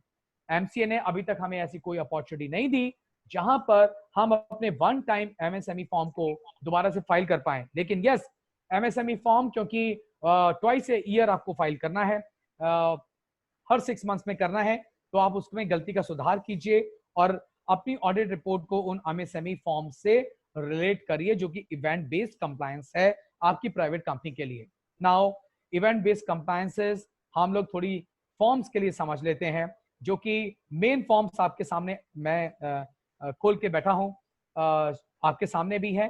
DR12, SS7, PS3, INC22, CSG1 और CSG4 and INC24 which is change of name of a company। ये कुछ टाइम लिमिट्स दी गई हैं जिसमें आपको ये फाइल करना है। आप अगर ये फाइल नहीं कर पाए थे तो आप इस करंट सीएफएसएस स्कीम में भी इसको without additional fees and without inviting any prosecution आज आप फाइल कर सकते हैं। प्लीज हैव अ लुक, यही हमारे जनरल फॉर्म्स हैं जो प्राइवेट कंपनी में लागू होते हैं, और अगर हमने कोई भी गलती की हुई है, हमने छोड़ा हुआ है फॉर्म, तो करंट स्कीम में आके इन फॉर्म्स को आप प्लीज फाइल कीजिए। लेकिन अगर फॉर्म्स में आपने कोई नॉन कंप्लायंस की है, जैसे मैंने आपको एग्जांपल PS3 का सेक्शन 42 में बताया कि आपको 15 दिन के अंदर जैसे आपको मनी रिसीव होती है, सेपरेट बैंक अकाउंट में आप रखते हैं और रखने के बाद आप अपनी PS3 को फाइल नहीं करते हैं, तो प्रोसिक्यूशन आपके ऊपर लागू होगा, कंपाउंडेबल ऑफेंस है, आप उसको कंपाउंड कराइए। तो वो कंपाउंडिंग तो आपको करानी पड़ेगी, पर फाइलिंग से आप नॉन कंप्लायंस या एडजुडिकेशन से बच सकते हैं। नाउ फॉर्म नंबर INC27 है जो कन्वर्जन ऑफ कंपनी है from one class to another. Filing of resolutions है MGD 14, सेक्शन 117, सेक्शन 179 बहुत इंपॉर्टेंट है। सेक्शन 117 आपको ये बताता था कि कौन कौन से ऐसे एक्ट्स हैं, कौन कौन से ऐसे कॉर्पोरेट एक्शंस हैं जिसके लिए आपको MGD 14 फाइल करना है। जहां आप 186 सेक्शन में उस लिमिट से बाहर जाते हैं जो सेक्शन 186 आपको बताता है कि एक कंपनी में रिसीव, इंक्लूडिंग ए प्राइवेट कंपनी, एक कंपनी में receive or maybe not receive, invest or provide loans to other company 60% of its paid up share capital, free reserves and security premium amount, or 100% of share reserve free reserves and share premium amount, whichever is higher। तो अगर आप उस limit से ऊपर जा रहे हैं, take the prior approval of shareholders by way of a special resolution and file this special resolution with the register of companies in MGD 14 within the stipulated time of 30 days। अगर आप पहले 2014-15 में उस लिमिट से कहीं बाहर आ गए थे, अगर आपकी कंपनी जिसको आप ऑडिट भी कर चुके हैं, आप देख रहे थे कि आपकी ऑडिट रिपोर्ट के अंदर वो लिमिट एक्सीड कर रही थी, लेकिन कंपनी आज तक डरी हुई थी, कंपनी कह रही थी कि MGD 14 हम फाइल नहीं करेंगे बिकॉज MGD 14 फाइल करते ही हमारे ऊपर प्रोसिक्यूशन आ सकता है, बिकॉज उसको 270 डेज प्लस 30 डेज 300 डेज में फाइल करना था। हमें सेंट्रल गवर्नमेंट के पास परमिशन लेने नहीं जाना। आज CFS स्कीम में बहुत अच्छा मौका आ गया है, आप उसको आज वो फाइल करा दीजिए to give power to have additional investment and loan over and above the limits prescribed under section 186 of the companies act. ADD2 जो कि रिमूवल ऑफ ऑडिटर्स का है before the expiry, this is really related to section 169, read with section 115। ये special categories हैं जो कि special meetings की जाती हैं। एंटायर कंपनीज एक्ट 2013 में दो ही इवेंट को बड़ा एक्स्ट्राऑर्डिनरी माना गया है, removal of auditors and removal of directors. दोनों लागू होते हैं 169 सेक्शंस में सेक्शन 115 के साथ पढ़कर। तो अगर ऐसा कुछ हुआ है तो आप 30 डेज के अंदर फाइल करना था आपको date of passing of the special resolution. अगर आपने DI3 KYC हर डायरेक्टर का नहीं कराया अपने प्राइवेट कंपनी में, जो कि पहले फीस बेस्ड था, आपसे 5,000 रुपए की फीस चार्ज की जा रही थी, आज आप उसको फ्री फाइल करा सकते हैं अंडर CFS स्कीम। अब सेकंड कंसेक्यूटिव ईयर में 2020 में ये वेब बेस्ड आ गया था, उसमें कोई डिजिटल सिग्नेचर की जरूरत नहीं थी, केवल एक आपका OTP जाता है रजिस्टर्ड मोबाइल के ऊपर, रजिस्टर्ड ईमेल आईडी पर, जिसको आपको फिल करके केवल रजिस्टर्ड कर लेना है उसको। अगर आप नहीं कर पाए हैं तो आपके रिस्पेक्टिव डायरेक्टर्स का डेन डीएक्टिवेट हो चुका होगा, आप यूज नहीं कर पा रहे होंगे। दो आपकी कंपनी एक्टिव कंप्लायंट कंपनी है, MCA पोर्टल पर आपके directors because of DI3 KYC 3 की एब्सेंस में इसको नहीं कर पा रहे हैं, तो डायरेक्टर्स को आप बोलिए अपनी प्राइवेट कंपनी के कि आप DI3 KYC को पूरा कराइए। MSME 1 फॉर्म जो हम डिस्कस कर चुके हैं, 1 टाइम भी है और साल में 2 बार आपको 6 मंथ्स में इसको आपको देना भी है। एग्जेम्पशंस हैं कुछ प्राइवेट कंपनीज को, माय डियर फ्रेंड, जो मैं आपके साथ 5 जून 2015 को दोबारा से एक बार दिखाना चाहूंगा और देखना चाहूंगा। इसमें कुछ प्राइवेट कंपनी को एग्जेम्पशंस दी गई थी जो कि इंपॉर्टेंट थी, बिकॉज पब्लिक कंपनी और प्राइवेट कंपनी में कुछ डिफरेंस नहीं था as far the compliances were concern. Stakeholder were just crying at that point of time, इसलिए 5 जून 2015 का ये नोटिफिकेशन बहुत इंपॉर्टेंट हो जाता है। सेक्शन 29 जो था, जिसको हम रूल 9A के साथ पढ़ते हैं माय डियर फ्रेंड्स, ये बहुत इंपॉर्टेंट सेक्शंस है और ये section rule 9A of companies prospectus and allotment of securities में आता है। माय डियर फ्रेंड्स, इसको जब आप देखते हैं तो ये हर अनलिस्टेड कंपनीज पर लागू होता था, और ये सेक्शन 29 जो कि हर अनलिस्टेड कंपनीज पर पब्लिक कंपनी पर लागू होता था, ये प्राइवेट पर भी होता था, लेकिन सेक्शन 29 को प्राइवेट कंपनी को एग्जम्प्ट किया गया और इसको इस नोटिफिकेशन से अलग किया गया माय डियर फ्रेंड्स। नाउ हम सेक्शन 43 को देखते हैं जो कि वोटिंग राइट से रिलेटेड है। इस वोटिंग राइट्स में रिस्ट्रिक्ट किया गया था वोटिंग राइट उस डायरेक्टर का जो कि इंटरेस्टेड डायरेक्टर है। प्राइवेट कंपनी का डायरेक्टर्स अगर इंटरेस्टेड है किसी भी ट्रांजेक्शन के अंदर या किसी भी कॉन्ट्रैक्ट के अंदर, सिंपली वो अपना इंटरेस्ट डिस्क्लोज करेगा बोर्ड ऑफ डायरेक्टर्स मीटिंग के अंदर। आप सेक्शन 118 के अंदर उसको रिकॉर्ड करेंगे और ये प्राइवेट कंपनी पर अप्लाई नहीं होगा। सेक्शन 62(1)(b) है जो कि स्पेशल रेजोल्यूशन है, जो कि एम्प्लॉय स्टॉक ऑप्शन स्कीम के लिए फाइल किया जाता है। In case of private company ordinary resolutions आप पास कर सकते हैं, आपको जरूरत नहीं है कि आप स्पेशल रेजोल्यूशन पास करें। तो देखिए कितनी इंपॉर्टेंट चीज है कि सेक्शन 62(1)(b) जो कि एम्प्लॉय स्टॉक ऑप्शन के लिए है, अदर कंपनीज के लिए ये स्पेशल कहता है, बट प्राइवेट कंपनी के लिए ये ऑर्डिनरी रेजोल्यूशन की जरूरत को बताता है। तो नोटिफिकेशन जो 5 जून 2015 का है बहुत इंपॉर्टेंट हो जाता है। सेक्शन 108 वोटिंग राइट है जो थ्रू इलेक्ट्रॉनिक मींस है। इसमें every company which has listed security shares on a recognised stock exchange and every company having not less than 1000 members which may be an unlisted public company also shall provide to its members facility to exercise their rights to vote on resolution proposed to be considered at a general meeting by electronic means। क्योंकि private company के members की संख्या ही 200 होती है तो ये private company पर applicable नहीं होता। कुछ सेक्शन 149 का प्रोवाइसो है जो लिस्टेड कंपनीज और पब्लिक कंपनी के लिए प्रेस्क्राइब किया गया था, about to have a nominee woman director, ये प्राइवेट कंपनी पर लागू नहीं होगा। हर लिस्टेड कंपनी को सेक्शन 149 सबसेक्शन 4 के अंदर और हर पब्लिक कंपनी को जो भी प्रेस्क्राइब रूल्स हैं, इंडिपेंडेंट डायरेक्टर अपॉइंट करना है। एक कंपोजिशन ऑफ बोर्ड का 1/3 of the total number of board of directors shall be the independent director, but initially ये बड़ा हार्श था, आगे प्राइवेट कंपनी को इससे निकाल दिया गया। अब इसका रूल क्या है? जिस कंपनी के ऊपर CSR रूल लागू हो रहे हैं, क्योंकि CSR section 135 section private company पर तो एप्लीकेबल होता है, CSR कमेटी आपको फॉर्म करनी है। लॉ कहता है CSR committee should have independent director, but private company के लिए ये एग्जम्पशन दी गई है सेक्शन 149 सबसेक्शन 4 में माय डियर फ्रेंड्स। इसलिए CSR कमेटी में आपको प्राइवेट कंपनी के लिए कोई इंडिपेंडेंट डायरेक्टर रखने की जरूरत नहीं है, बिकॉज आपको इंडिपेंडेंट डायरेक्टर अपॉइंट करने की जरूरत नहीं है। व्हाई? बिकॉज ये एग्जम्पशन आपको दे दी गई है। नाउ सेक्शन 92 में signing off the annual return. Annual return can be signed by any one director of the company if no company secretary is there in the company. Section 117(3)(g) था जिसमें एमजीडी fall आप file करते थे और जो भी resolution आप पास करते थे सेक्शन 179 के अंदर, ये हर लिस्टेड कंपनी और हर पब्लिक कंपनी को लागू था, ये पहले प्राइवेट कंपनी को भी लागू था। मैंने अभी भी आपको एग्जांपल एमबीपी 1 का बताया जो डिस्क्लोजर ऑफ इंटरेस्ट का है कि जैसे एमबीपी 1 आप 2014-15 में लिया करते थे, उसके लिए आपको इसी सेक्शन के अंदर दो एमजीडी 14 फॉर्म फाइल करना पड़ता था। नोटिफिकेशन ने इसको एग्जाम किया और अब प्राइवेट कंपनी को ये फाइल नहीं करना होता। सेक्शन 160, सेक्शन 162 और सेक्शन 180 जो कि हर पब्लिक और लिस्टेड कंपनीज को एप्लीकेबल हैं, ये प्राइवेट कंपनी को एप्लीकेबल नहीं होंगे। सेक्शन 184 भी जो भी है, जो डायरेक्टर्स हैं, they can set vote on the resolution by giving notice to disclosure of interest. बड़ा इंपॉर्टेंट है। अगर आप देख रहे हैं कि आपकी प्राइवेट कंपनी के जो डायरेक्टर्स हैं वो कहीं ना कहीं किसी रिलेटेड पार्टी ट्रांजेक्शंस में या किसी सेक्शन 188 की ट्रांजेक्शन में स्टक हैं, तो वो बोर्ड मीटिंग में आ सकते हैं, बैठ सकते हैं, लेकिन पहले आप मिनट्स के अंदर उनका इंटरेस्ट डिस्क्लोज कराइए। वो डिक्लेयर करेंगे प्राइवेट कंपनी के डायरेक्टर्स कि यस हम इस ट्रांजेक्शन में इंटरेस्टेड हैं, और उसके डिस्क्लोजर के बाद वो अपना जो भी पार्टिसिपेशन है वोटिंग के अंदर वो कर सकते हैं। सेक्शन 188 सबसेक्शन 1 जो कि रिलेटेड पार्टी ट्रांजेक्शंस के लिए है, ये अप्लाई नहीं हो रहा है प्राइवेट कंपनियों के लिए। सेक्शन 186 है जो कि appointment of MD, KMP, WTD manager है, जो कि हम जनरल मीटिंग में रेजोल्यूशन पास करते हैं, वो प्राइवेट कंपनी को नहीं होता है। तो हम इस प्राइवेट कंपनी में एमडी या डब्ल्यूटीडी बोर्ड ऑफ डायरेक्टर्स के द्वारा भी अपॉइंट कर सकते हैं। देखिए कुछ अमेंडमेंट्स और आए जो कि डीक्रिमिनलाइजेशन के लिए आए।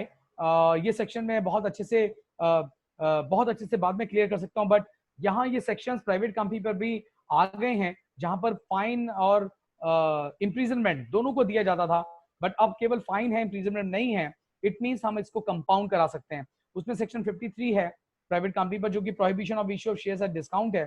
सेक्शन 64 है delay in filing of notice for alteration of share capital. Section 92 है failure delay in filing of annual return. ये सारे सेक्शंस हैं जो प्राइवेट कंपनी पर भी एप्लीकेबल होते हैं, बट डीक्रिमिनलाइज किया गया इन सेक्शंस को।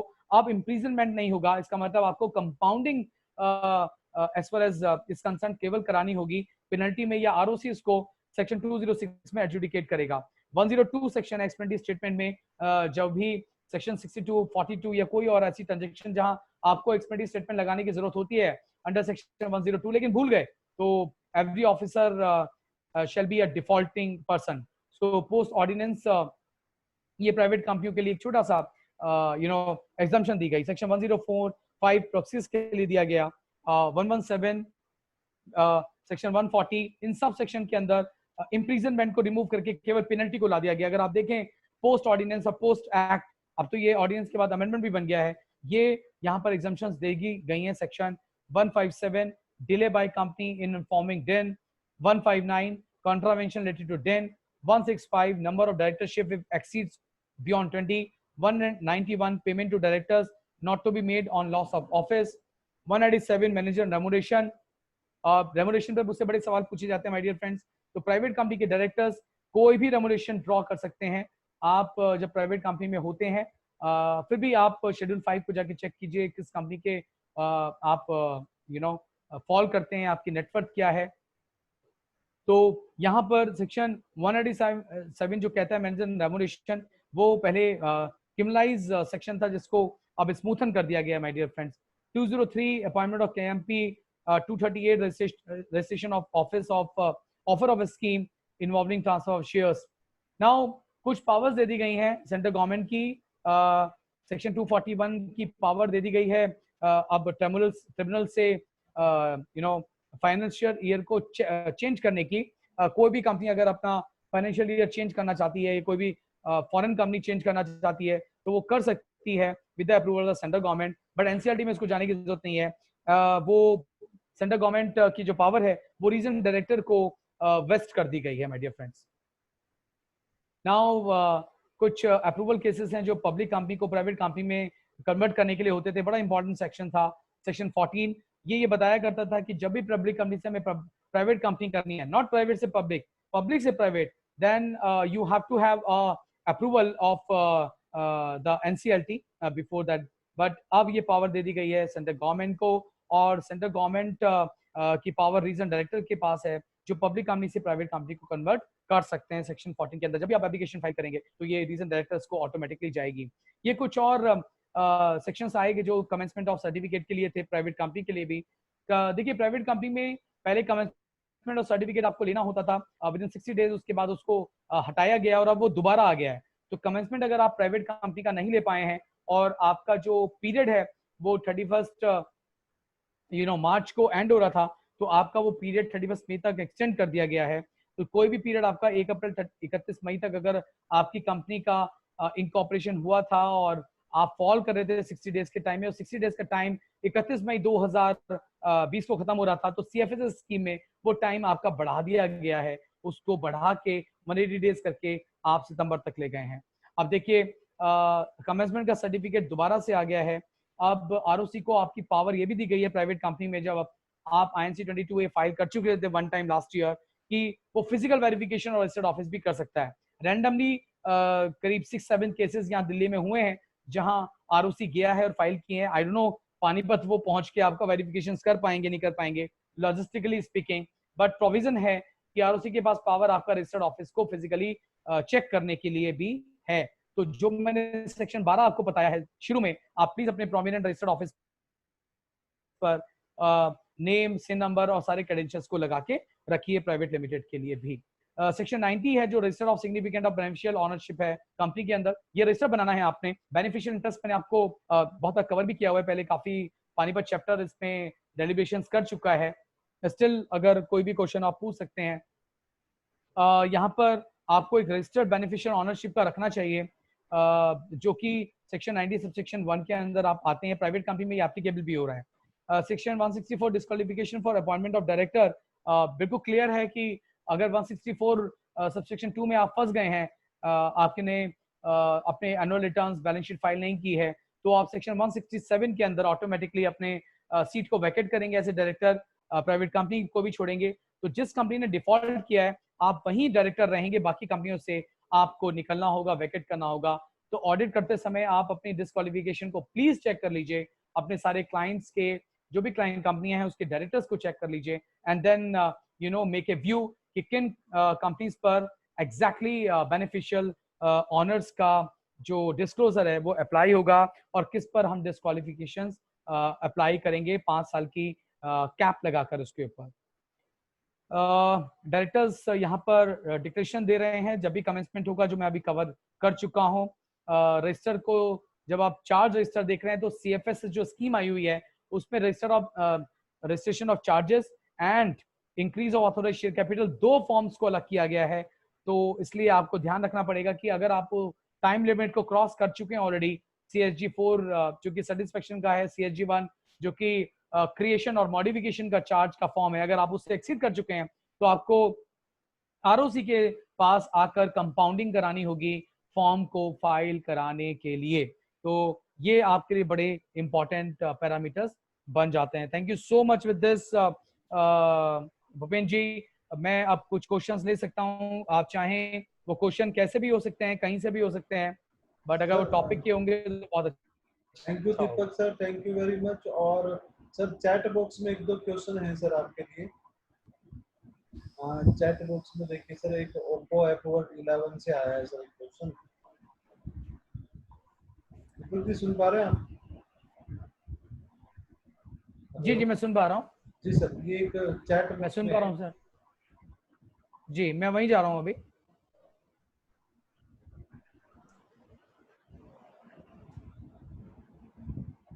कुछ क्वेश्चंस आए हुए हैं।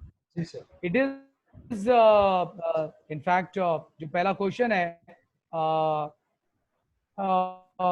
Waheguru ji to everyone, Waheguru ji, we need blessings of god no doubt friends in this कोविड-19।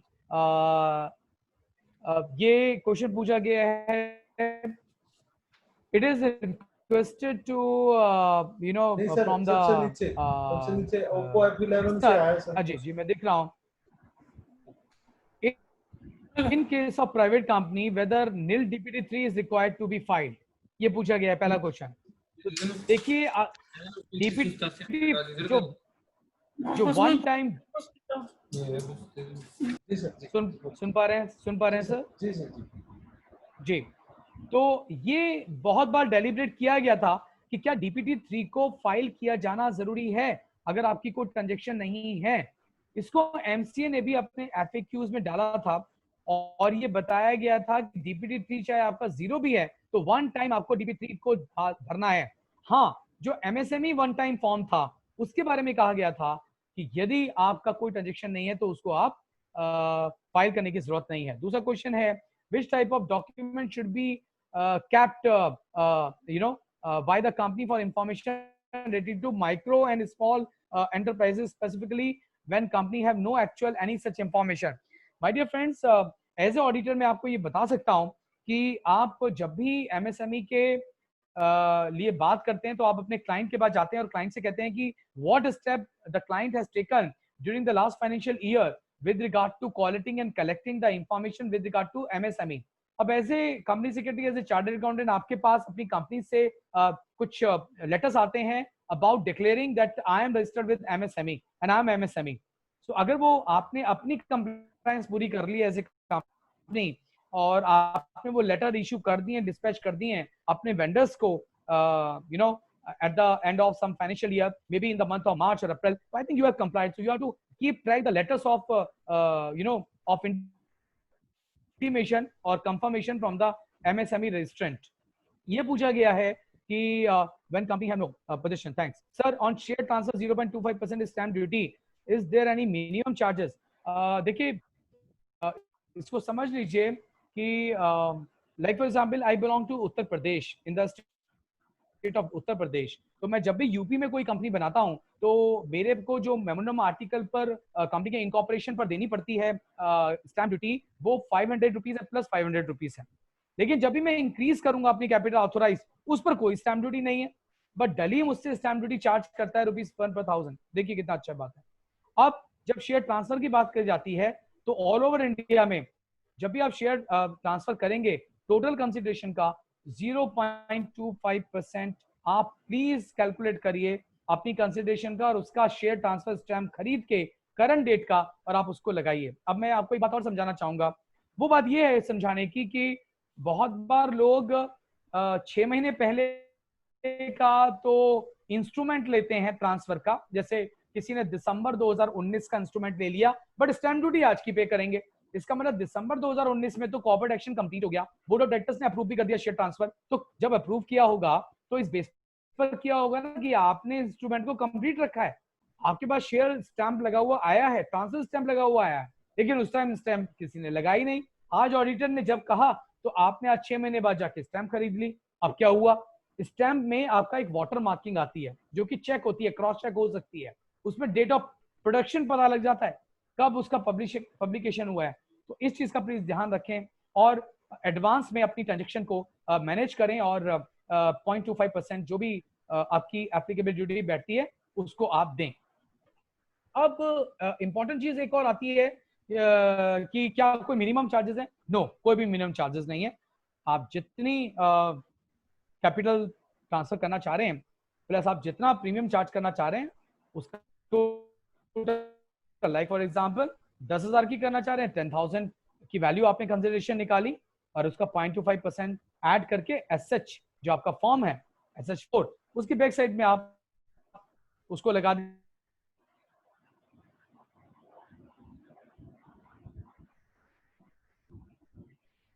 दीजिए, क्रॉस कर दीजिए स्टैंप ड्यूटी को। ये आपके लिए जब भी आप कंपनी को टेक ओवर करवा रहे हैं।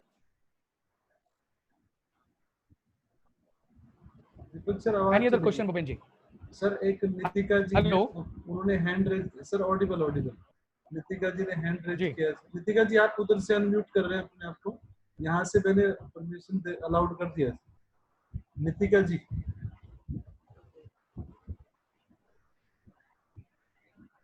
नितिका जी जी जी नितिका जी, आप पूछ सकते हैं। हाँ जी, जी जी पूछिए मैम, आपको कुछ पूछना है ना, अपने हैंड रेज किया हो। वो बाय मिस्टेक हो गया था। Okay okay sure। हाँ। तो आई थिंक कोई क्वेश्चन नहीं है सर, दीपक सर अभी। राइट भूपेन जी, पानीपत चैप्टर में कोई और भी कभी भी कोई आपको लगता है किसी भी मेंबर को इस पेंडेमिक टाइम में कोई प्रॉब्लम हो रही है, तो मैं पानीपत चैप्टर के लिए give me just 3-4 days time, मैं एक हैंड फ्लायर बनवा के भिजवा रहा हूँ आप ही की रिक्वेस्ट पर।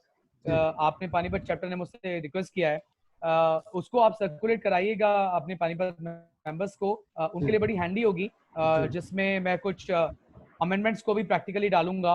वो एक बार गो थ्रू कर लेंगे 4-5 पेज का, तो I think it will be just good one for their fourth coming financial year. Thank you sir, हम ना सभी मेंबर को डिस्ट्रीब्यूट कर देंगे सर मेल पे। और thank you very much sir, बहुत बढ़िया, आपने बहुत अच्छे से आपने रोशनी डाली ज्ञान की। और अभी हम सर अपना हैंड ओवर कर रहे हैं अपने ब्रांच के chairman Suresh Nandwani ji. Thank you very much. Bhupen ji मैं आपको छोटा सा अभी एक छोटा सा वो रुकना चाहूंगा। जी सर। ये उन मेंबर्स के लिए है जिन मेंबर्स को कंपनी बनाने में आजकल प्रॉब्लम आ रही है। हाँ सर, वो मेरे को भी आ रही है, मुझे भी आ रही थी आज। मैं आपको थोड़ा 5 मिनट आपके और लेना चाहूंगा मेंबर्स के लिए। Sure sir, sure. तो सुरेश जी, इसमें जो स्पाइस प्लस फॉर्म आया है, मेरी खुद वहां पर सीआरसी में बात होती है, क्योंकि सीआरसी में भी मैं कुछ सेशन लेने जाता हूँ प्रोफेशनल्स के। तो आजकल प्रॉब्लम ये है कि वहाँ 1/4 स्टाफ आ रहा है। पहली बात तो ये, हर आरओसी ऑफिस में 1/4 स्टाफ आ रहा है, तो एक तो लॉजिस्टिक वहां ये प्रॉब्लम है। दूसरा, स्पाइस प्लस फॉर्म जो है वो 2 पार्ट्स में है, part A and part B. तो पार्ट ए नेम अप्रूवल के लिए है, और नेम अप्रूवल भी आप 2 नाम वहां दे सकते हैं, और जब भी आप 2 नाम देंगे तो इनफैक्ट आप उन 2 नामों को एक बार रिसबमिशन में भी डलवा सकते हैं। जब ये नाम अप्रूव हो जाएगा और पार्ट बी में आप एंटर करेंगे, तो पार्ट बी में आपको EMOA, EOA and registration under GST, PF, ESI, bank account, pan, tan, ये सब आपको मिलेगा। उसमें आप देखेंगे कि GST के अलावा हर एक फीचर मैंडेटरी है। हम लोगों ने इस चीज को उठाया हुआ है कि अगर PF या ESI मेरे ऊपर एप्लीकेबल नहीं होगा या मुझे फ्यूचर में नहीं लेना है, तो मैं उसका क्या करूंगा। तो एक तो ये एड्रेस हो रहा है। दूसरा, कुछ फॉर्म्स के बारे में, जैसे INC 9 फॉर्म हो गया, उसको हमें कैसे फाइल करना है। तो INC 9 को आप वर्ड में बना के PDF में कन्वर्ट करके और अटैच कर दें मेन स्पाइस प्लस फॉर्म के साथ, ये आपका एड्रेस हो गया। तो INC 9 फॉर्म को आप अपने यहाँ सिस्टम पे बनवा लें, उसको कन्वर्ट कर लें वर्ड में, उसको फिल कर लें, फिर वापस PDF में कन्वर्ट करके और स्पाइस प्लस के साथ फॉर्म को लगा दें PDF वर्जन में। दीपक सर, सॉरी आपको इंटरप्ट करूंगा इसमें। अभी जैसे ना INC 9 का जो फॉर्म है, जैसे स्पाइस प्लस हमने फॉर्म भरा, उसके बाद MOA, AOA, एजाइल, और उसके बाद ना INC 9 जो है वो क्लाउड बेस एक वहां पर आइकॉन आता है, वहां से हमें ऑटोमेटिक वो फील्ड डाउनलोड करना है। नाउअडेज आज हमने वो डाउनलोड किया, उसमें सारी इंफॉर्मेशन पहले से भरी हुई है। तो अब वो डाउनलोड करके DSC लगा दिया। तो DSC लगाने के बाद अब मेरा क्वेश्चन ये है कि सर उसको अपलोड ई फॉर्म में जाके अपलोड करना है या किसी और के साथ अटैच करना है सर? INC 9 को आपने स्पाइस प्लस में अटैच करना है सर। स्पाइस प्लस में? जी ओके सर। आप उसको अपने यहाँ पर वर्ड में बनवा लीजिए और उसको फिर अटैच करिए। जी सर, थैंक यू। INC 9 जो फॉर्म है वो कोई ई फॉर्म नहीं है सर। ठीक है सर, ठीक है, थैंक यू सर। और आप यहाँ पर जो अटैचमेंट्स हैं, वो अटैचमेंट्स अगर स्पाइस प्लस में कभी भी कोई दिक्कत आए, तो भूपेन जी आप अपने एंड पर, पानीपत चैप्टर के एंड पर वो क्वेश्चंस ले लें और मुझे व्हाट्सएप पे डाल दिया करें। तो मैं उसको जो भी एड्रेस कर पाऊंगा, मेरे जो भी डोमेन में होगा, मैं इस रिस्पॉन्सिबिलिटी मान के उसको आपको पे करूंगा। ठीक है सर, बिल्कुल।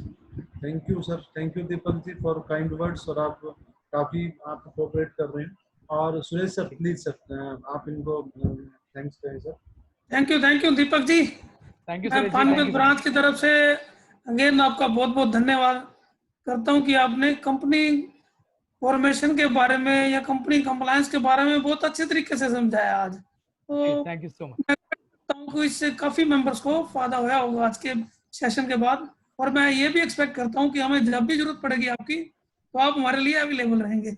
Most welcome sir, please please. Thank you all the members. Deepak ji, thank Thank you so much, sir. Thank you, sir. Thank you, Deepak Thank sir. you. Thank you. Please take care, sir. Thank you Please very take care. Please much. take Okay, care. sir. Thank you, sir. Now meeting is informal, Bhupinder ji. जी sir जी